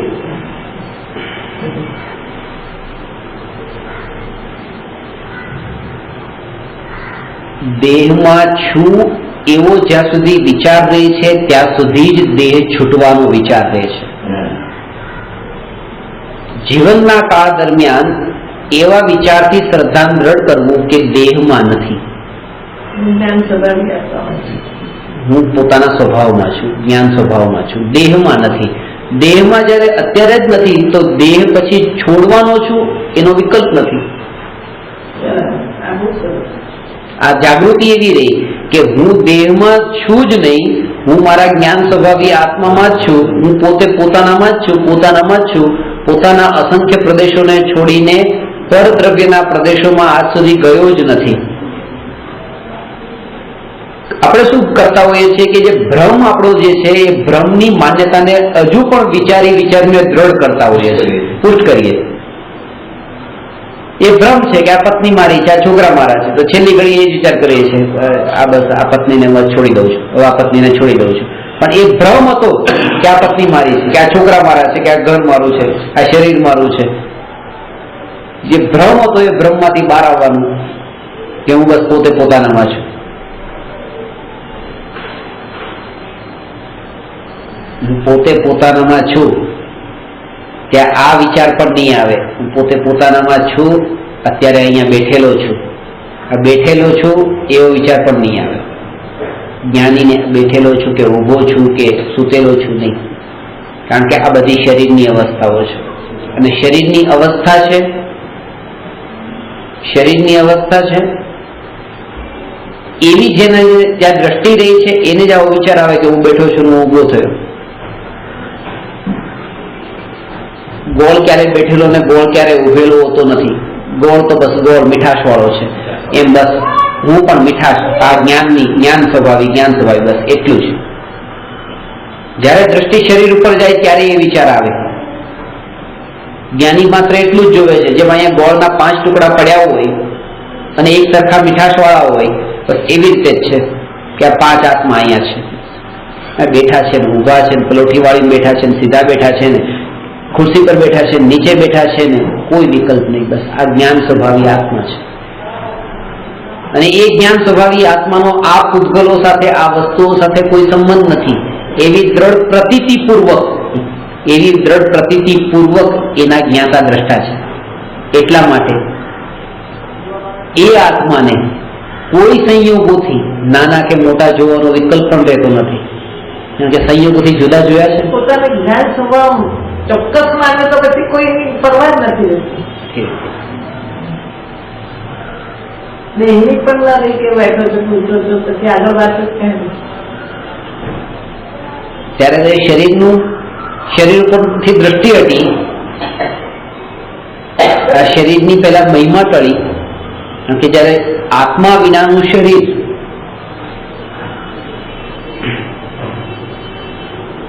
જ્ઞાનીની બે સ્થિતિ હોય કે શરીર અને આત્માને જયારે જુદા માન્યા ત્યારે આત્મા કેવો અનુભવમાં આવ્યો અને શરીર કેવું અનુભવમાં આવ્યું. આત્મા વિનાના શરીરને શું કહેવાય ને શરીર વિનાના આત્માને શું કહેવાય, એ જે કહેવાય એવો ત્યાં અનુભવને એવી પ્રતીતિની ધારા જ્ઞાનીને નિરંતર હોય છે, કારણ કે ભેદ જ્ઞાન થઈ ગયું. તો પહેલા તો હું આત્મા છું શરીરથી જુદો, તો શરીરથી જુદો આત્મા તો એક જ હોય છે. 5 પરમેષ્ઠીમાં એક જ પરમેષ્ઠી એવા છે જે શરીરથી જુદા છે, સિદ્ધ પરમેષ્ઠી. 4 પરમેષ્ઠી તો શરીર સાથે છે. એટલે સિદ્ધ પરમાત્મા રૂપે પોતાનો અનુભવ થયો કે હું સિદ્ધ પરમાત્મા જેવા છે એવો હું. સર્વ જીવ છે સિદ્ધ સમજે છે ને, એ કોને થાય કે જે એમ માને કે જે એમ માને કે હું આત્મા દેહથી જુદો, દેહ સાથે માન્યો તો સંસારી લાગશે, સિદ્ધ જેવો નહીં લાગે. દેહથી જુદો, આત્માને દેહથી જુદો માનવો અને દેહને આત્માથી જુદો માનવો, એનો મતલબ શું? આત્માથી જુદો દેહ, એનું નામ છે મળદું. તો જ્ઞાનીને આ દરેક શરીર, અહીંયા આ 5 સિદ્ધ પરમાત્મા બિરાજમાન છે અને આ 5 મળદા પડેલા છે, આવો અનુભવ થાય. આ વ્યક્તિ છે ને આ ભાઈ બેઠા ને આ ભાઈ, એમ નહીં. 5 સિદ્ધ પરમાત્મા છે, 5 મળદા છે. કારણ કે આત્મા શરીરથી જુદો છે એટલે સિદ્ધ પરમાત્મા છે, ને શરીર આત્માથી જુદું છે એટલે મળદું છે.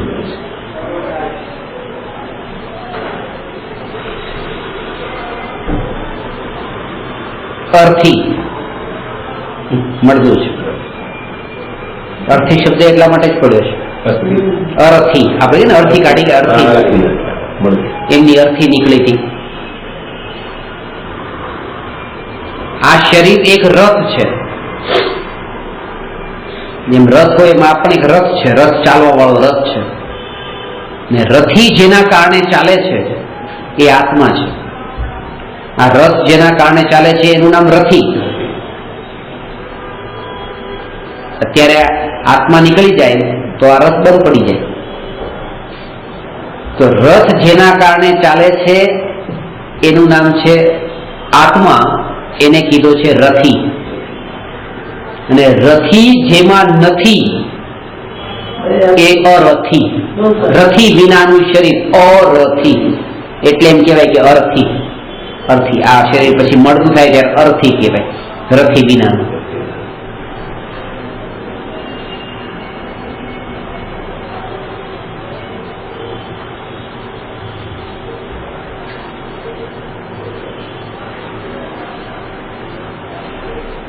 મહાભારતમાં પણ ત્યાં શ્રી કૃષ્ણ અને અર્જુનના સારથી હતા ને કૃષ્ણ, એ રથીનું કામ કર્યું હતું. એટલે એમ કહેવાય કે અર્જુન એ શરીર હતા અને કૃષ્ણ એના આત્મા હતા.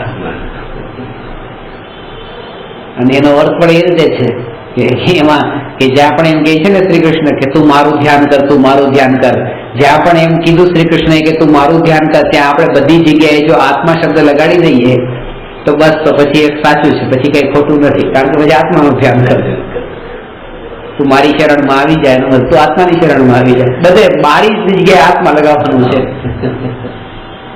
એ તો પરમાત્મા સ્વરૂપ જ બતાવતા તમે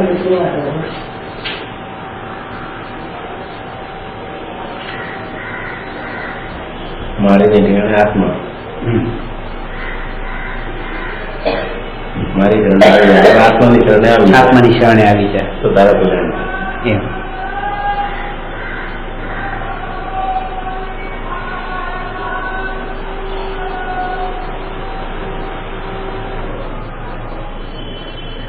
જે જીવ સમાધિપૂર્વક જીવન જીવે છે તેના મરણને સમાધિ મરણ કહે છે.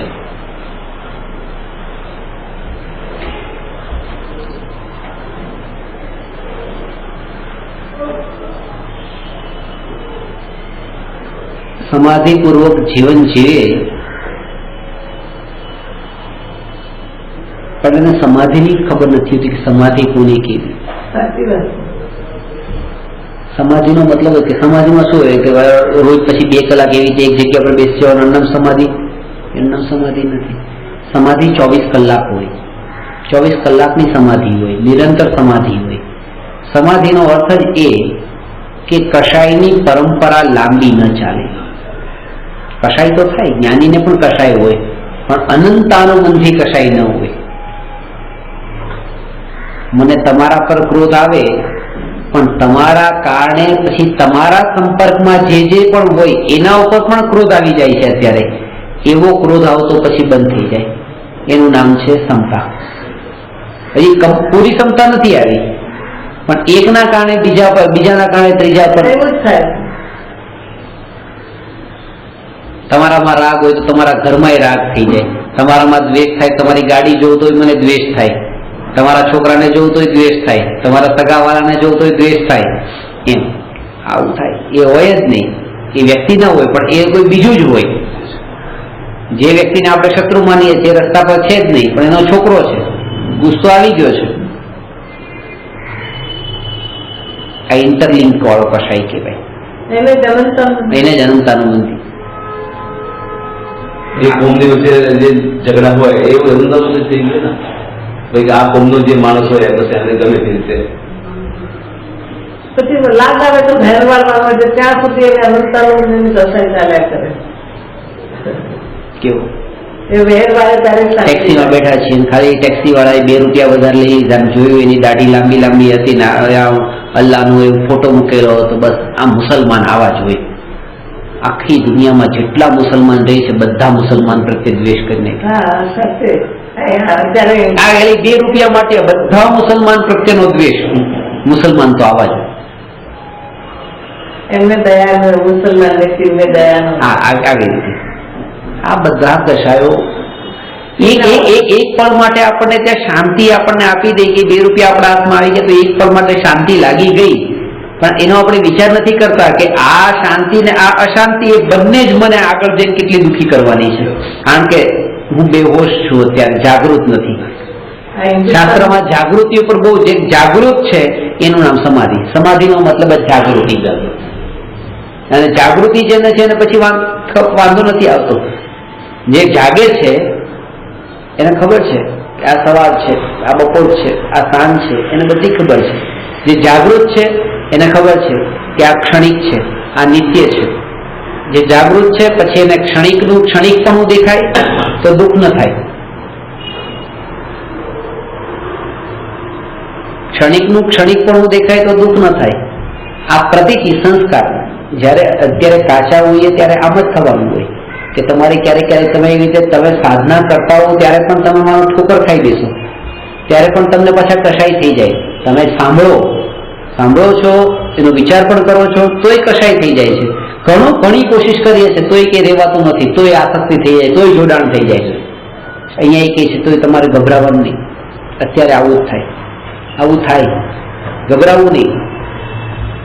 તમને મહાવીર ભગવાનની ખબર છે, પણ મહાવીર ભગવાન તો જે છેલ્લી ઘડીએ પહોંચી ગયા, એ સાધ્યને પામ્યા.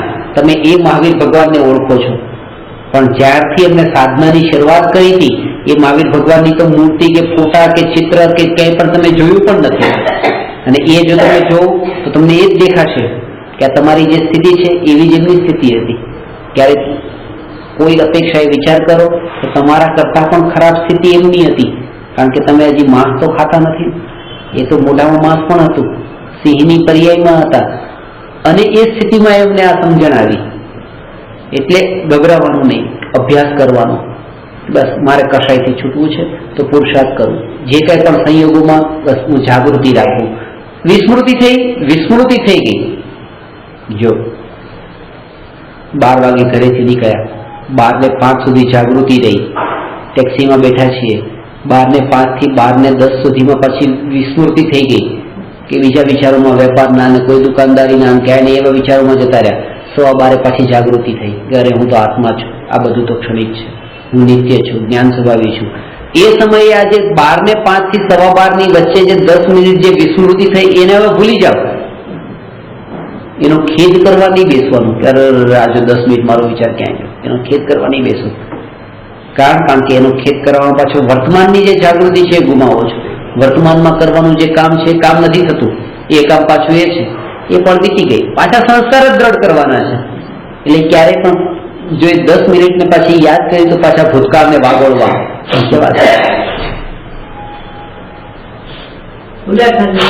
ત્રણેય કાળ તમારી પાસે છે જ નહીં. તમારી પાસે એક વર્તમાન કાળ જ છે, અને વર્તમાન કાળની પણ એક સમય જ છે, એક જ સમય. આની પહેલાના જે અનંતકાળ અને આની પછીના અનંતકાળ આપણા હાથમાં ક્યાં છે? આ વર્તમાન કાળ આપણા હાથમાં છે. એટલા માટે કહે છે કે જેને વર્તમાન કાળ ઉપર જેને કંટ્રોલ આવી ગયો, જેને એક સમયમાં જેને કંટ્રોલ આવી ગયો વિષયોની આસક્તિ પર, એ હવે અનંતકાળ સુધી વિષયોની આસક્તિથી છૂટી ગયો. કેમ? કારણ કે એક સમય છૂટી ગયો છે ને, તો હવે આવતા સમયમાં પણ એક જ સમય છૂટવાનું છે, એની આગલા સમયમાં પણ એક સમય જ છૂટવાનું છે. એક સમય જે છૂટી શકે વિષયોની આસક્તિ અનંતકાળથી છૂટી શકે. ગુજરાત એક સમયનો છે. એક સમયનો જ છે. એક સમય બસ છૂટી જાય. ઢગલાબંધ સમય થોડું છૂટવાનું છે. ઢગલાબંધ સમય છૂટી પણ ન શકાય, કારણ કે એ તો અમે સમય જ છૂટા છે. વિષયની આસક્તિથી છૂટવાની વાત તો દૂર, એ સમય જ છૂટા છે ભવિષ્યના. વર્તમાનનો એક જે સમય છે એ સમયથી બસ. ભવિષ્યના છૂટા છે એ આપણી અપેક્ષા વાત કરી. કારણ કે વર્તમાન પર્યાયનો ભવિષ્યની પર્યાયમાં અભાવ છે, પ્રધ્વંસાભાવ છે. તમે કાલ રાગદ્વેષ નહીં કરતા, કરો. રાગદ્વેષ નહીં કરવાનું કામ કાલે અત્યારે કરો, કાલનું કામ અત્યારે કરો. ક્યાંથી થાય? તમે તો અત્યારે રાગદ્વેષ નથી કરતો, એ પુરુષાર્થ કરો. અને આવતીકાલ રાગદ્વેષ નથી કરવા, એ આવતીકાલનો પુરુષાર્થ છે ને. આવતીકાલ રાગદ્વેષ નથી કરવા એ વિચાર તમે અત્યારે કરો, તો અત્યારે તો છો એના ઉપર કશાય કરી જ રહ્યા છો કંઈક ને કંઈક. તમે ક્ષમતા ભાવમાં ક્યાં રહ્યા? પાછા પરમાં જે બીજામાં જે નિર્વિકલ્પ ન થયા ને. એક સમય પર કંટ્રોલ હોવો જોઈએ બસ. એટલે જ તે સમ્યક દર્શન એક સમયમાં પ્રગટ થાય છે. એક સમયમાં પ્રગટ થયેલા જીવને અનંતકાળનું સુખ કેમ મળે? સમ્યક દ્રષ્ટિ જીવ અનંતકાળ સુધી સુખી કેમ રહે છે? કારણ કે એક સમય ઉપર જેને એક સમય આ શરીર મારું નથી, સંયોગ મારા નથી એમ માન્યું, તો હવે આગલા સમયમાં પણ પછી એક જ સમયમાં માનશે, પછી એક સમયમાં જ માનશે.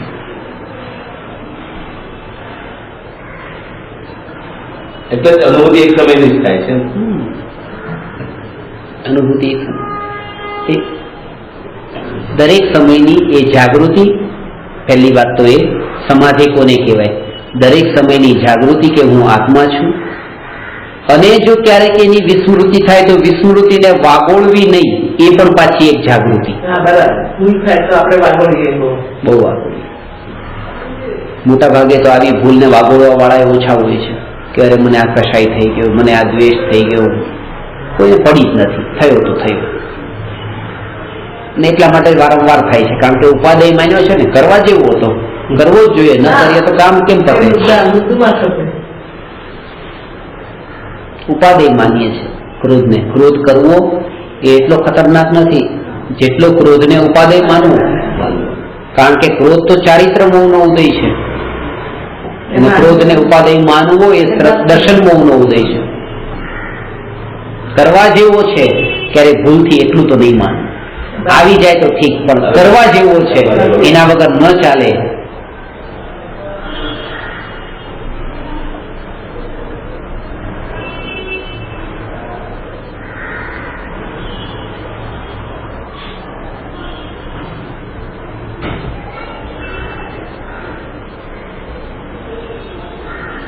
આચાર્ય સમંતભદ્રદેવે કહ્યું છે કે જ્યારે શરીરની સ્થિતિ મરણ નિકટ જણાય ત્યારે આહાર પાણી વગેરેનો ત્યાગ કરી નિજ આત્મામાં લીન થવું તેને સમાધિ મરણ કહે છે. ખાસ વાત એ છે, આહાર પાણીને છોડી દેવાનું નામ તો આત્મઘાત છે. મારે ખાવું નથી, મારે પીવું નથી. પેલા ખાવામાં રાગ હતો, હવે ખાવામાં દ્વેષ થઈ ગયો. ખાવું જ છે, મારે ખાવું જ છે, ખાધા વગર નહીં જ ચાલે. એવું રોજનું રૂટીન હતું, ત્યારે ખાવું જ છે. અને આજે એવું નિયમ કરે કે મારે નથી જ ખાવું, નથી જ ખાવું. ત્યાં બેમાં જકાર આવી ગયો. એટલે અહીંયા એ વાતને બતાવે છે કે મારે નથી જ ખાવું એવું છે કે પછી ખાવાનું છોડી દે છે, એને સમાધિ મરણ ન કહેવાય. પણ શરીરની એવી સ્થિતિ આવે કે હવે આહાર પાણી લેતા પણ હવે જયારે આયુષ્ય બચ્યું એવું લાગતું નથી, ત્યારે હવે વધારે પાપમાં ન પડીને વિષયોથી છૂટે અને આત્મામાં લીન થાય તો એ યોગ્ય છે. આ સ્થિતિ કઈ સ્થિતિમાં સમાધિ મરણ? એટલે કે સામેથી મુનિ છે, સામેથી વાઘ કે સિંહ આવે છે, તો બસ હવે આવી ગયા તો આવી ગયા, ચલો ખાઈ જાઓ મને, એમ નથી કરતા. સામેથી ચાલીને મરવા થોડી રહેતા, ચલો મારો કાળ પાછી જવું, કાળ લબ્ધી પાકી જાય છે, ક્રમબદ્ધ પર્યાયમાં મરવાનું છે, ચલો ખાઈ જાય. એ પછી બેસી જાય છે, સામે જવાની જરૂર નથી. પણ જયારે કોઈ એવી સ્થિતિ આવે કે હવે ઉપાય જ નથી, ત્યારે એ પછી એ છોડે. બાકી તો મનુષ્ય ભવની તો મહિમા તો જાણે છે. અને જયારે પણ તમે શાસ્ત્રોમાં એવા કિસ્સા સાંભળ્યા ને કે મુનિને પ્રાણીઓ શરીર ખાઈ ગયા ને પગ ખાઈ ગયા ને, એ ખાઈ ગયા એ ત્યારે ખાઈ ગયા હતા જ્યારે શુદ્ધોપયોગમાં લીન હતા, જ્યારે ખબર જ નથી કે આવે છે. ખાય છે એવી ખબર હતી. તો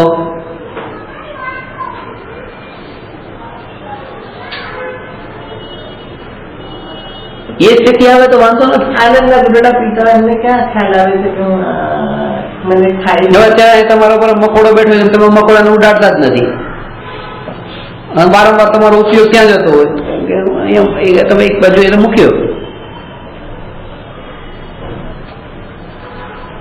તમારે એને મૂકવાનો નતો, પણ એ ક્યારે કે જયારે તમે આત્મામાં એવા લીન હતા તમારું ધ્યાન જ ત્યાં ન જાય.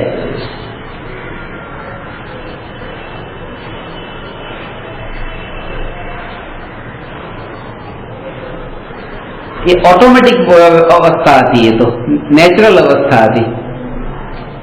બસ એ અવસ્થાને પકડી લીધું છે કે એ પછી એવી હોય અવસ્થા કે આપણે અજ્ઞાનીઓ એવી જ માન્યતા છે કે આ રીતે ના કરે, આમ ના કરે, આમ ના કરે, સહન કરે.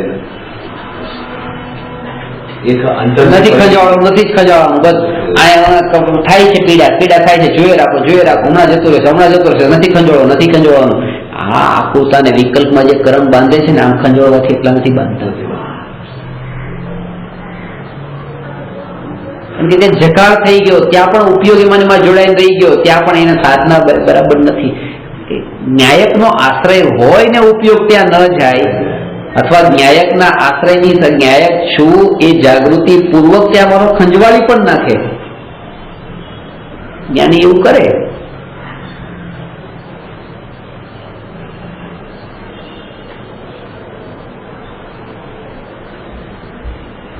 ત્યાંની લાંબી પરંપરા પણ અટવાય. બસ ટૂંકી ક્રિયામાં ફટાક ફટી ગયું. ચલો આ કર્યું, વિકલ્પ નહીં, આનાથી છૂટા હવે આપણામાં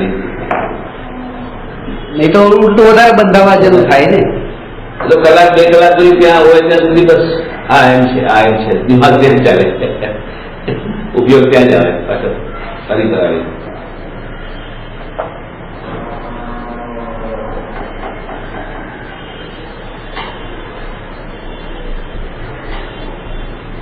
જે ભૂમિકામાં હોય તો એ ભૂમિકામાં તો એ રીતે જ સાધના થાય. અત્યારની ભૂમિકામાં 6ઠા 7મા ગુણસ્થાન વર્તી સાધુની ભૂમિકાના નિયમો લઈને એ રીતે પાળે, એ પાળી પણ નહીં શકે, ઉલટા વિકલ્પ એને વધે આ ભૂમિકામાં. અને આ ક્ષેત્રમાં, આ કાળમાં જ્યાં એ રહે છે, જે વાતાવરણમાં, ત્યાં ગ્રહસ્થના નિયમમાં જેટલો એ સાવચેત ને સાવધાન રહી શકશે એટલો સાધુમાં તો ઉલટો વધારે દોષમાં પડશે ને. રહેવું છે આ શહેરની વચ્ચે ને રહેવું છે અહીંયા જાઓ જલાલીની વચ્ચે ને નિયમો પાળવાના સાધુના. બધી ફેસિલિટી તો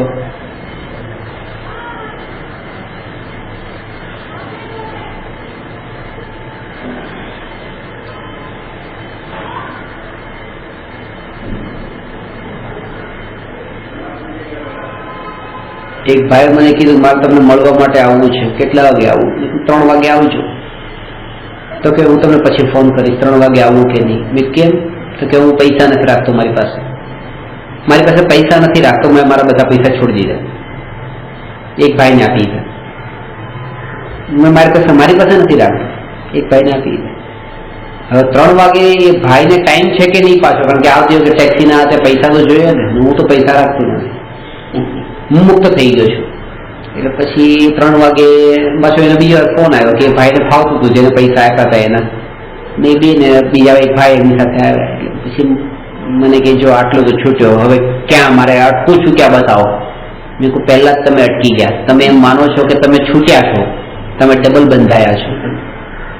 પૈસાથી તો બંધાયા છો કારણ કે તમને જરૂર પડે છે. હવે એ માણસથી બંધાઈ ગયા કારણ કે એને 3 વાગે ટાઈમ હોય તો તમે આવો, ન હોય તો ન આવો, પાછી ડબલ બંધાણા ને. એટલે અત્યારની ભૂમિકામાં તમે તમારા ખિસ્સામાં રાખવાની જરૂર હતી. તમે કહો ના હું તો પૈસો રાખું ને હું તો આ ભાઈને આપી દઉં, મારે પછી ક્યાંક જવું હોય તો આ ભાઈને પૂછવું પડે. આ ડબલ બંધન છે, પૈસાનું બંધન છે ને આ ભાઈનું બંધન થઈ ગયું. ગુલામી થઈ ગઈ. એ જ છે ને.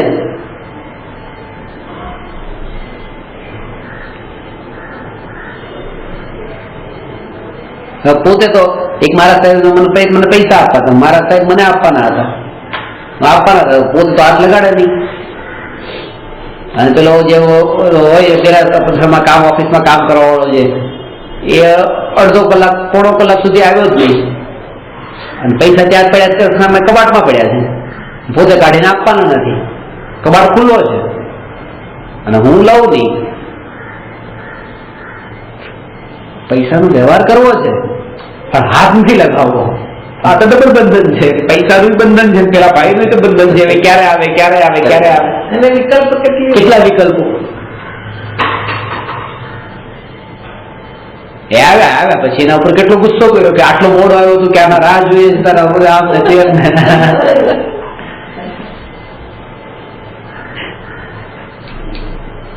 અને અહીંયા હું એમની રાહ જોઈને બેઠો, હું જ્યાં ગયો ત્યાં પછી એકલા ભાઈ મારી ઉપર ગુસ્સો કર્યો કે તમે આવ્યા બધું આ સ્થિતિમાં આપણે જ્યાં રહીએ સંસારમાં એનું જ ચાલે, એકબીજાને વધર થાય એટલે પતી ગયું. એટલે ગુલામી નહીં જોઈએ બસ. અત્યારની સ્થિતિમાં આ એક પ્રકારની ગુલામી. અત્યારે તમે કીધું ને કે જે સ્થિતિમાં હોય એ સ્થિતિમાં એ રૂપે રહેવાનું. પાંચમા કાળમાં આવો ધર્મ થઈ શકે છે, અત્યારે આ સ્થિતિમાં આ ધર્મ થઈ શકે છે. એ ધર્મ નહીં થઈ શકે ખાવા પીવાનું તમારું સાચવવાનું ને, કારણ કે ડગે અને પગલે એક એક વસ્તુમાં દાળમાં ભાતમાં શાકમાં બધી જગ્યાએ પાણીમાં કાંઈ ચોખ્ખું નથી, બધામાં ભેળસેળ છે. બધી પાણી સુધીમાં ભેળસેળ આવી ગઈ. પછી તો ક્યાં આ હવા લઈએ છીએ ભેળસેળ વાળી પ્રદૂષણ વાળી હવા લઈએ છીએ શ્વાસોશ્વાસ.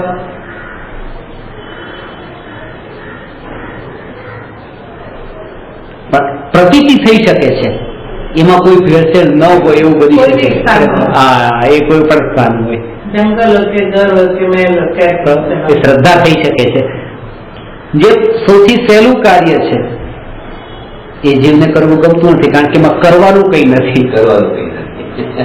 આમાં કરવાનું છે, કેટલું ઊંધી બધું એનું ગોઠવાય. આમાં કરવાનું છે. આમ સંસ્કારમાં જ બધી ઊંધી કરવા આમ જ જોઈને આમ જ કરવું કરવું.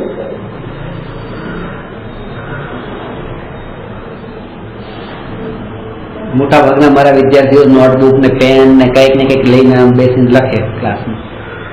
કરવા વાળી વૃત્તિ હોય ને, આ બેઠા બેઠા શું કરવાનું, કઈ નહીં કરવાનું, કંઈક તો કરતા જઈએ, લખતા જઈએ, થોડું તમે કે લખતા જઈએ. કારણ કે એમ લાગે છે કે પછી કઈ કરતા જ નથી અમે કઈક. અને ધર્મનું તો કઈક કરવું તો જોઈએ ને, કે આપણે કઈક આ સાંભળવાનું ને વિચારવાનું ને તો કઈ કરવું જ ન લાગે. શરીરની ક્રિયા એ કરવું લાગે.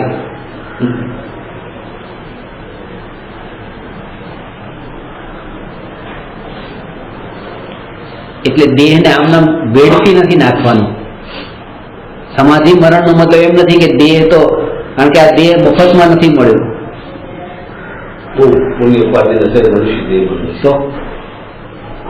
એટલે તે વિશે જે વાત કરી પુણ્યના ઉદય આપણે જે કર્યા હોય એ ક્યાં ભોગવાના, કે આ ભોગવી જ રહે, આ જ પુણ્યનો ઉદય. જ્ઞાનીઓને પુણ્ય જે બાંધ્યા હોય એનું ફળ મળે છે. આ ફળ આ જ છે, સમાધિ રહે એ ફળ છે, એ જ એનું ફળ છે. જ્યાં સુધી શરીરની સ્થિતિ સંયમ પાળવા યોગ્ય હોય ત્યાં સુધી આહાર પાણીનો બુદ્ધિપૂર્વક આજીવન ત્યાગ ન કરવો જોઈએ.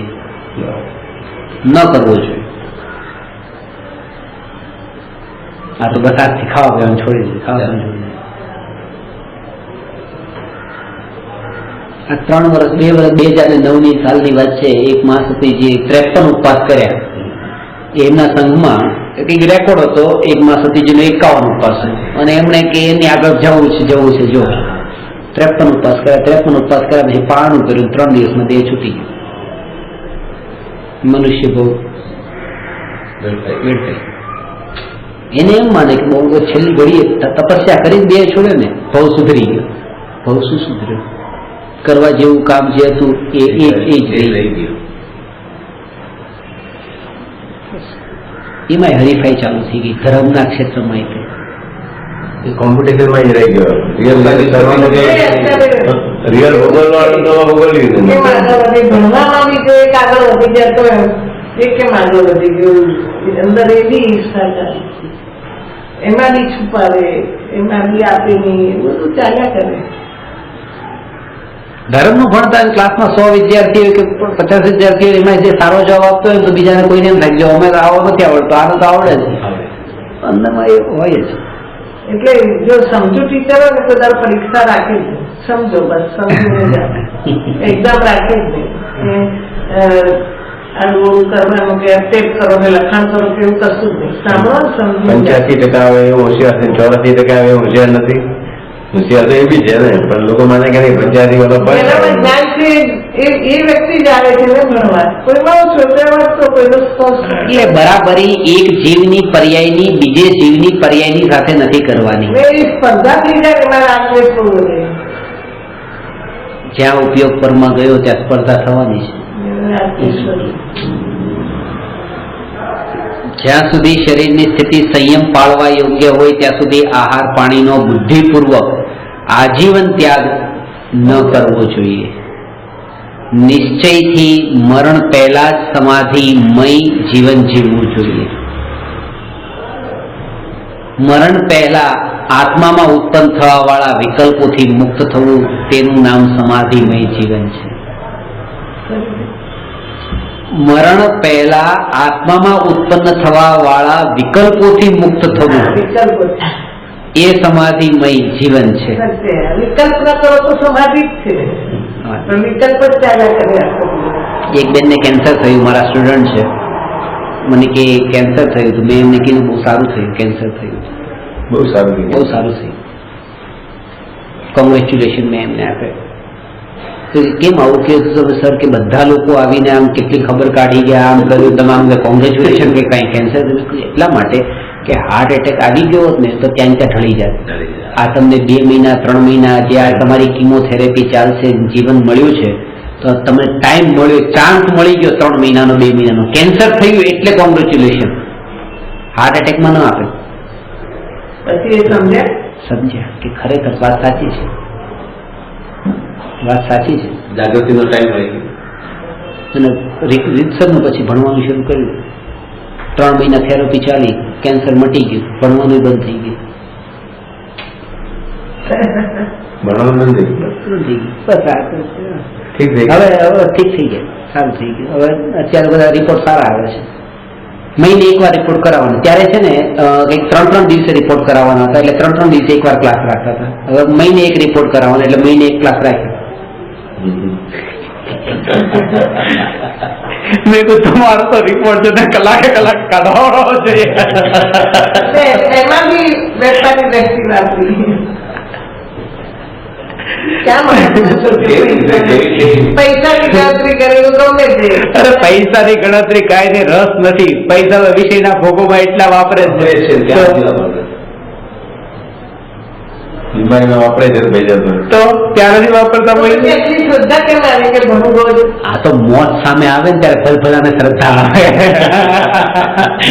બધા કરોડપતિઓ કેમ માણસો પાસે ભાગે ગયા. છેલ્લી ઘડીએ જયારે છે ને મોત આમ સામે છે,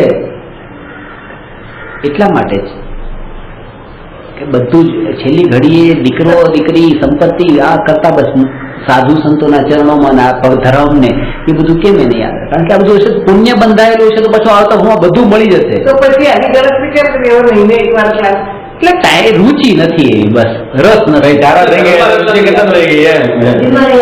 બીમારી હતી એટલી બધી એટલે એમ કે એવું નથી કે એકવાર બેસવાનું જ પછી એ પાકો નિયમ ને પણ એવા નિરસ થઈ ગયા. હવે કાંઈ નહીં, ઠીક છે, હવે બેસી રહ્યા.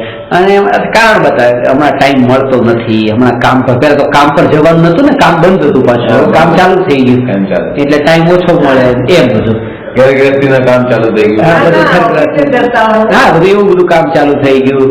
અને સગાવાળાને ત્યાં જવાનું બંધ હતું, એ બધું ચાલુ થઈ ગયું. પાર્ટીઓ બંધ હતી, એ ચાલુ થઈ ગઈ. બધું એવું ને એવું પાછું.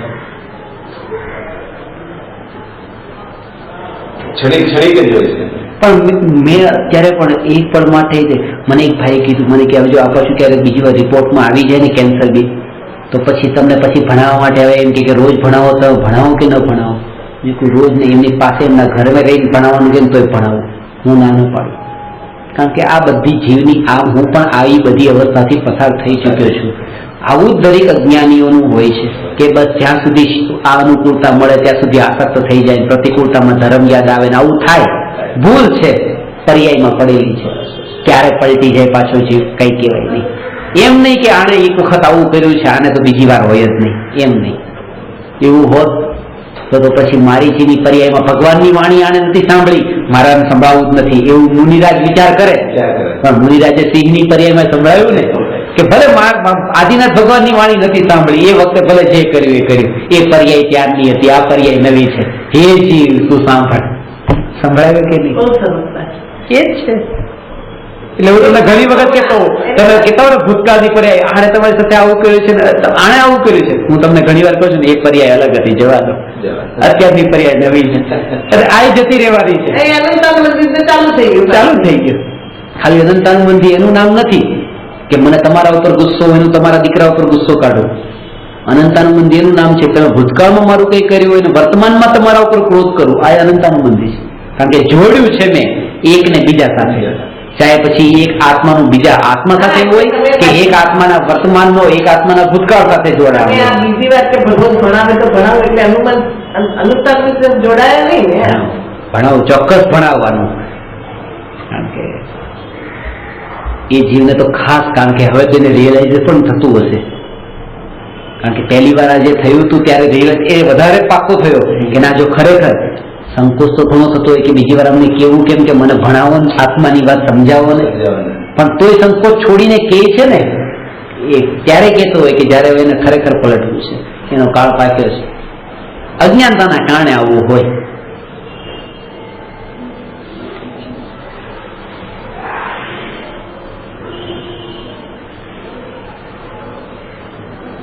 જો હું એ વખતે ના પાડી દઉં, હું ન ભણાવું તો ખરેખર મારે ભણવા જવાની જરૂર છે બીજી વાર.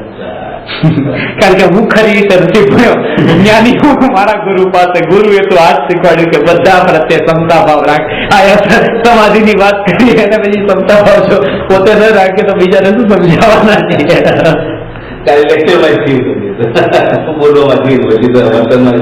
વર્તનમાં શું થઈ ગયું? વર્તનમાં હોય એવું સ્વાભાવિક પડે. વર્તનમાં એનો પ્રભાવ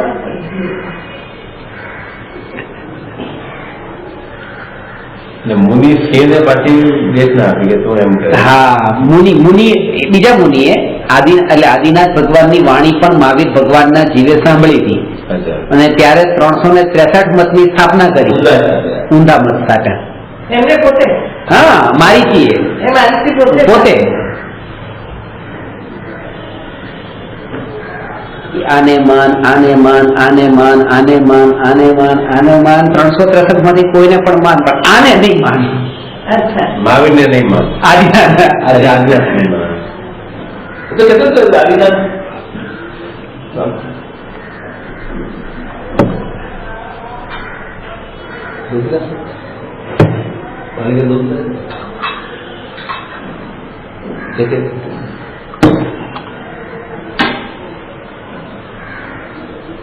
મરીચી ના પડે કે એમને બધા નહીં માનતા. એટલે મરીચીનો એ વખતે કાળ નતો પાક્યો અને જયારે કાળ પાક્યો ત્યારે એ મરીચીનો જીવ, એ મહાવીરનો જીવ સિંહની પર્યાયમાં મહાવીર ભગવાન થયા ને, એના 10 ભાવ પેલા એ સિંહ હતા મહાવીર ભગવાન.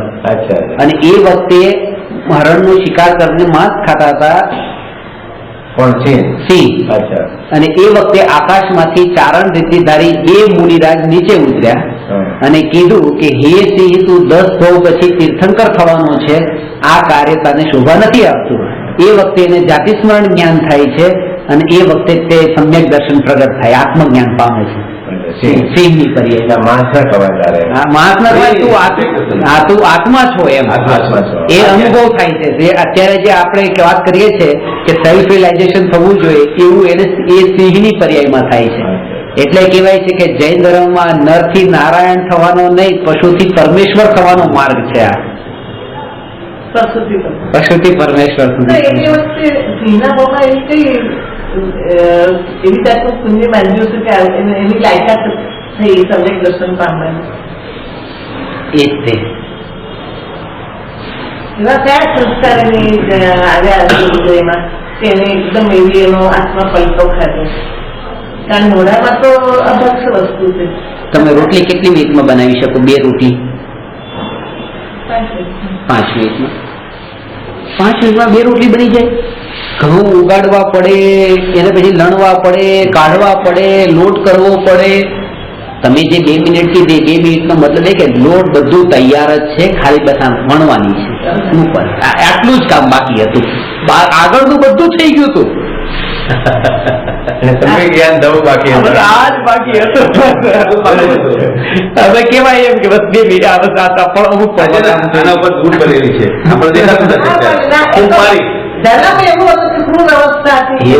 એટલા માટે તે એવા કોમન પરિણામ ક્યાંથી? હા, એ છે કોઈ પણ જીવના પરિણામ ક્યારે પણ પલટાઈ શકે, ગમે તેવો એવા કયા ભાવ એની કરે? અરે એ તો ક્રૂર પરિણામ હતા, ચલો ઠીક છે, એ તો પશુ હતા, પણ આ તો ક્ષત્રિય તો એ તે ક્રૂરતા વાળા તે પરિણામ ને. કામ તો લડવાનું જ છે, લડાઈ ઝઘડાનું જ છે ને ક્ષત્રિયોનું તો. 24 તીર્થંકરના એ ભાવમાં એ જ કામ હતા, એ જ કામ હતા. બધા ક્ષત્રિય હતા. ક્ષત્રિય હતા.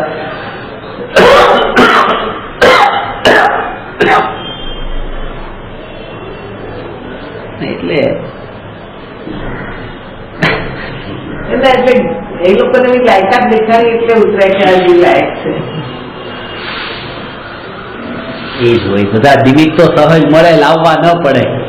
હા, ઉપાદન યોગ્યતા પાકી હોય તો 10 ભાવ પછી મોક્ષ હોય ને અત્યારે સમ્યક દર્શન હોય. અત્યારે ના આવતો ક્યારે? એ તો તમને 3 વખત કીધું ગઈ વખતે કે 3જા ભવે જયારે તીર્થંકર થયા એના 3જા ભવે, કોઈ પણ જીવને 3જા ભવે બંધાય. એટલે 3જા ભાવમાં તીર્થંકર થવાના હોય એના એક ભાવ આગલો ભાવ ને એની આગલા ભવે, અથવા તો એ ભવે. શટ કરીને સાત યાત્રા કરે તો ત્રીજા ભવે તીર્થંકર ગોત્ર બંધાય. આ બધું એ જ આપણે ક્યાં લખેલું છે કે હા પાલકતા 3 વાર સાત યાત્રા કરે શટ કરીને ત્રીજા ભવે કે મોક્ષ નક્કી છે એમ. તો મેં કીધું આત્મામાં કલ્યાણ આજથી શુદ્ધતા લાવો ને તો મોક્ષ આ મોબાઈલ મળી જાય. 3 ભાવ સુધી વાર જો ને આટલી યાત્રા કરીને ભૂકારીને કરીને કરીએ ને એની ગેરંટી શું કે દસે કે દસે. આજ તો અહીંયા તો આપણે બધું કરે પણ સ્વરૂપ કોણ કરનાર છે એ ખબર નથી. આત્મા જે છે હું કોણ, ગમે તેવું હોય. આ છે કે જો ગ્રેજ્યુએટ છે, ડબલ ગ્રેજ્યુએટ છે, પોસ્ટ ગ્રેજ્યુએટ છે, પીએચડી છે, આ છે તે છે, એ બધું જોયું પણ ઉપર એનું નામ શું છે એ તો જોવે નહીં. પેલા બાયોડેટા છે તો બાયોડેટામાં પહેલું નામ હોય. આ પણ છે, આ કોણ, આ કોની વાત છે? કોની વાત છે? હવે આ જે કે આ કર્યું ને આ કર્યું ને આ કર્યું, પણ કોણ એ આત્મા એ તો ખબર જ નથી. એનું નામ જ ત્યાં નથી. નામ તો શરીરનું છે. ઊંધું નામ લખી નાખ્યું છે. એટલે વસ્તુ આત્મા જે આત્માની સાધના જે છે ને એ આત્માના ભાવોમાં છે, ક્રિયાકાંડમાં નથી. એ લોકો સંઘ લઈ 500 માણસો મને કે શટ કરીને યાત્રા કરે, 500 માણસો સાથે આવે. અને જેટલા લીઓને તમે વાનો વધારે તમે યાત્રા કોઈને કરાવો તો તમને પુણ્ય કેટલું બંધાય, કેટલું પુણ્ય બંધાય એવું કઈ નથી. ભાવ હોય તો પુણ્ય બંધાય. ઘણા લોકો મને કહે કે ઓછા જીવો સાંભળવા વાળા હોય એના કરતા વધારે જીવો તમારી પાસે સાંભળે તમને વધારે પુણ્ય બંધાય. હોલમાં રાખીએ તો તમારું પુણ્ય વધારે બંધાય. બંધાય કે ન બંધાય? કોઈ ન બંધાય, ન બંધાય.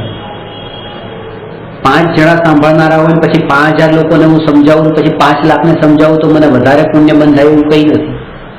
મારા ભાવ પર છે, ભાવો પર છે.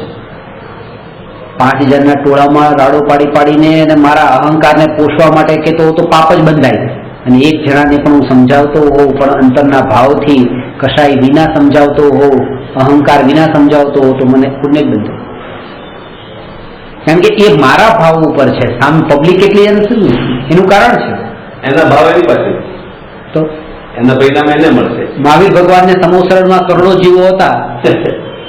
મહાવીર ભગવાનનું એક પુણ્ય તે ગયેલો, કરોડો જીવો સાંભળનારા અને કેનારા મહાવીર ભગવાન એક. અને બીજી બાજુ અહીંયા કે મુનિ અવસ્થામાં જયારે 2 મુનિ ઉપરથી ઉપદેશ આવ્યો અને સાંભળનારો એક સિંહ, તો મુનિને જે પુણ્ય બંધાણું એમને તો સંભળાવનારા 2 હતા, અડધો સિંહ ભાગે આવ્યો હતો. તો એ મુનિને પુણ્ય બંધાણું હતું, મહાવીર ભગવાનને નહીં બંધાણું.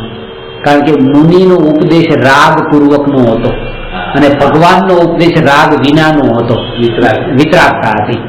રાગ ભાવ, તમારો અંદરનો જે ભાવ છે એનાથી તમને પુણ્યનો બંધ થાય. જેટલો તીવ્ર રાગ એટલો તીવ્ર પુણ્યનો બંધ.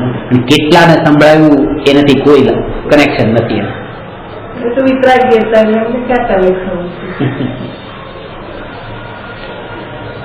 એને રાગ હતો એટલે સંભળાવા એ જ પુણ્ય બંધાણું. એટલે મારે કહેવાથી એમને લાગશે કે ભાઈ આમ થશે કે તો એટલે જ પુણ્ય બંધાણું. આત્મા શરીરને છોડી દે તે પહેલા આત્માએ શરીરના મોહને છોડી દેવો જોઈએ. બરાબર. આત્મા શરીરને છોડી દે એના પેલા શરીરને છોડી દેવાનું, શરીરના મોહને જ છોડવાનો છે. શરીરમાં તો રહો. મોહ છૂટે તો જ મતલબ પછી આત્માને કલ્યાણ થાય. હશે તો જ કલ્યાણ થશે, નહીં હોય તો આને શું કલ્યાણ થાય? હાર્ટ એટેક થયા પછી શું કલ્યાણ થાય? હવે આગળ જે વાત આવે છે એ સમાધિના કાળે પ્રેક્ટિકલ કેવી રીતે થઈ જવાનું છે, પૂરું પ્રેક્ટિકલ આમાં હવે આવશે, એ આવતીકાલે રહેશે. નમો અરહંતાણં નમો સિદ્ધાણં નમો આયરિયાણં નમો વજ્રાયાણં નમો લોયે સવસાહુ.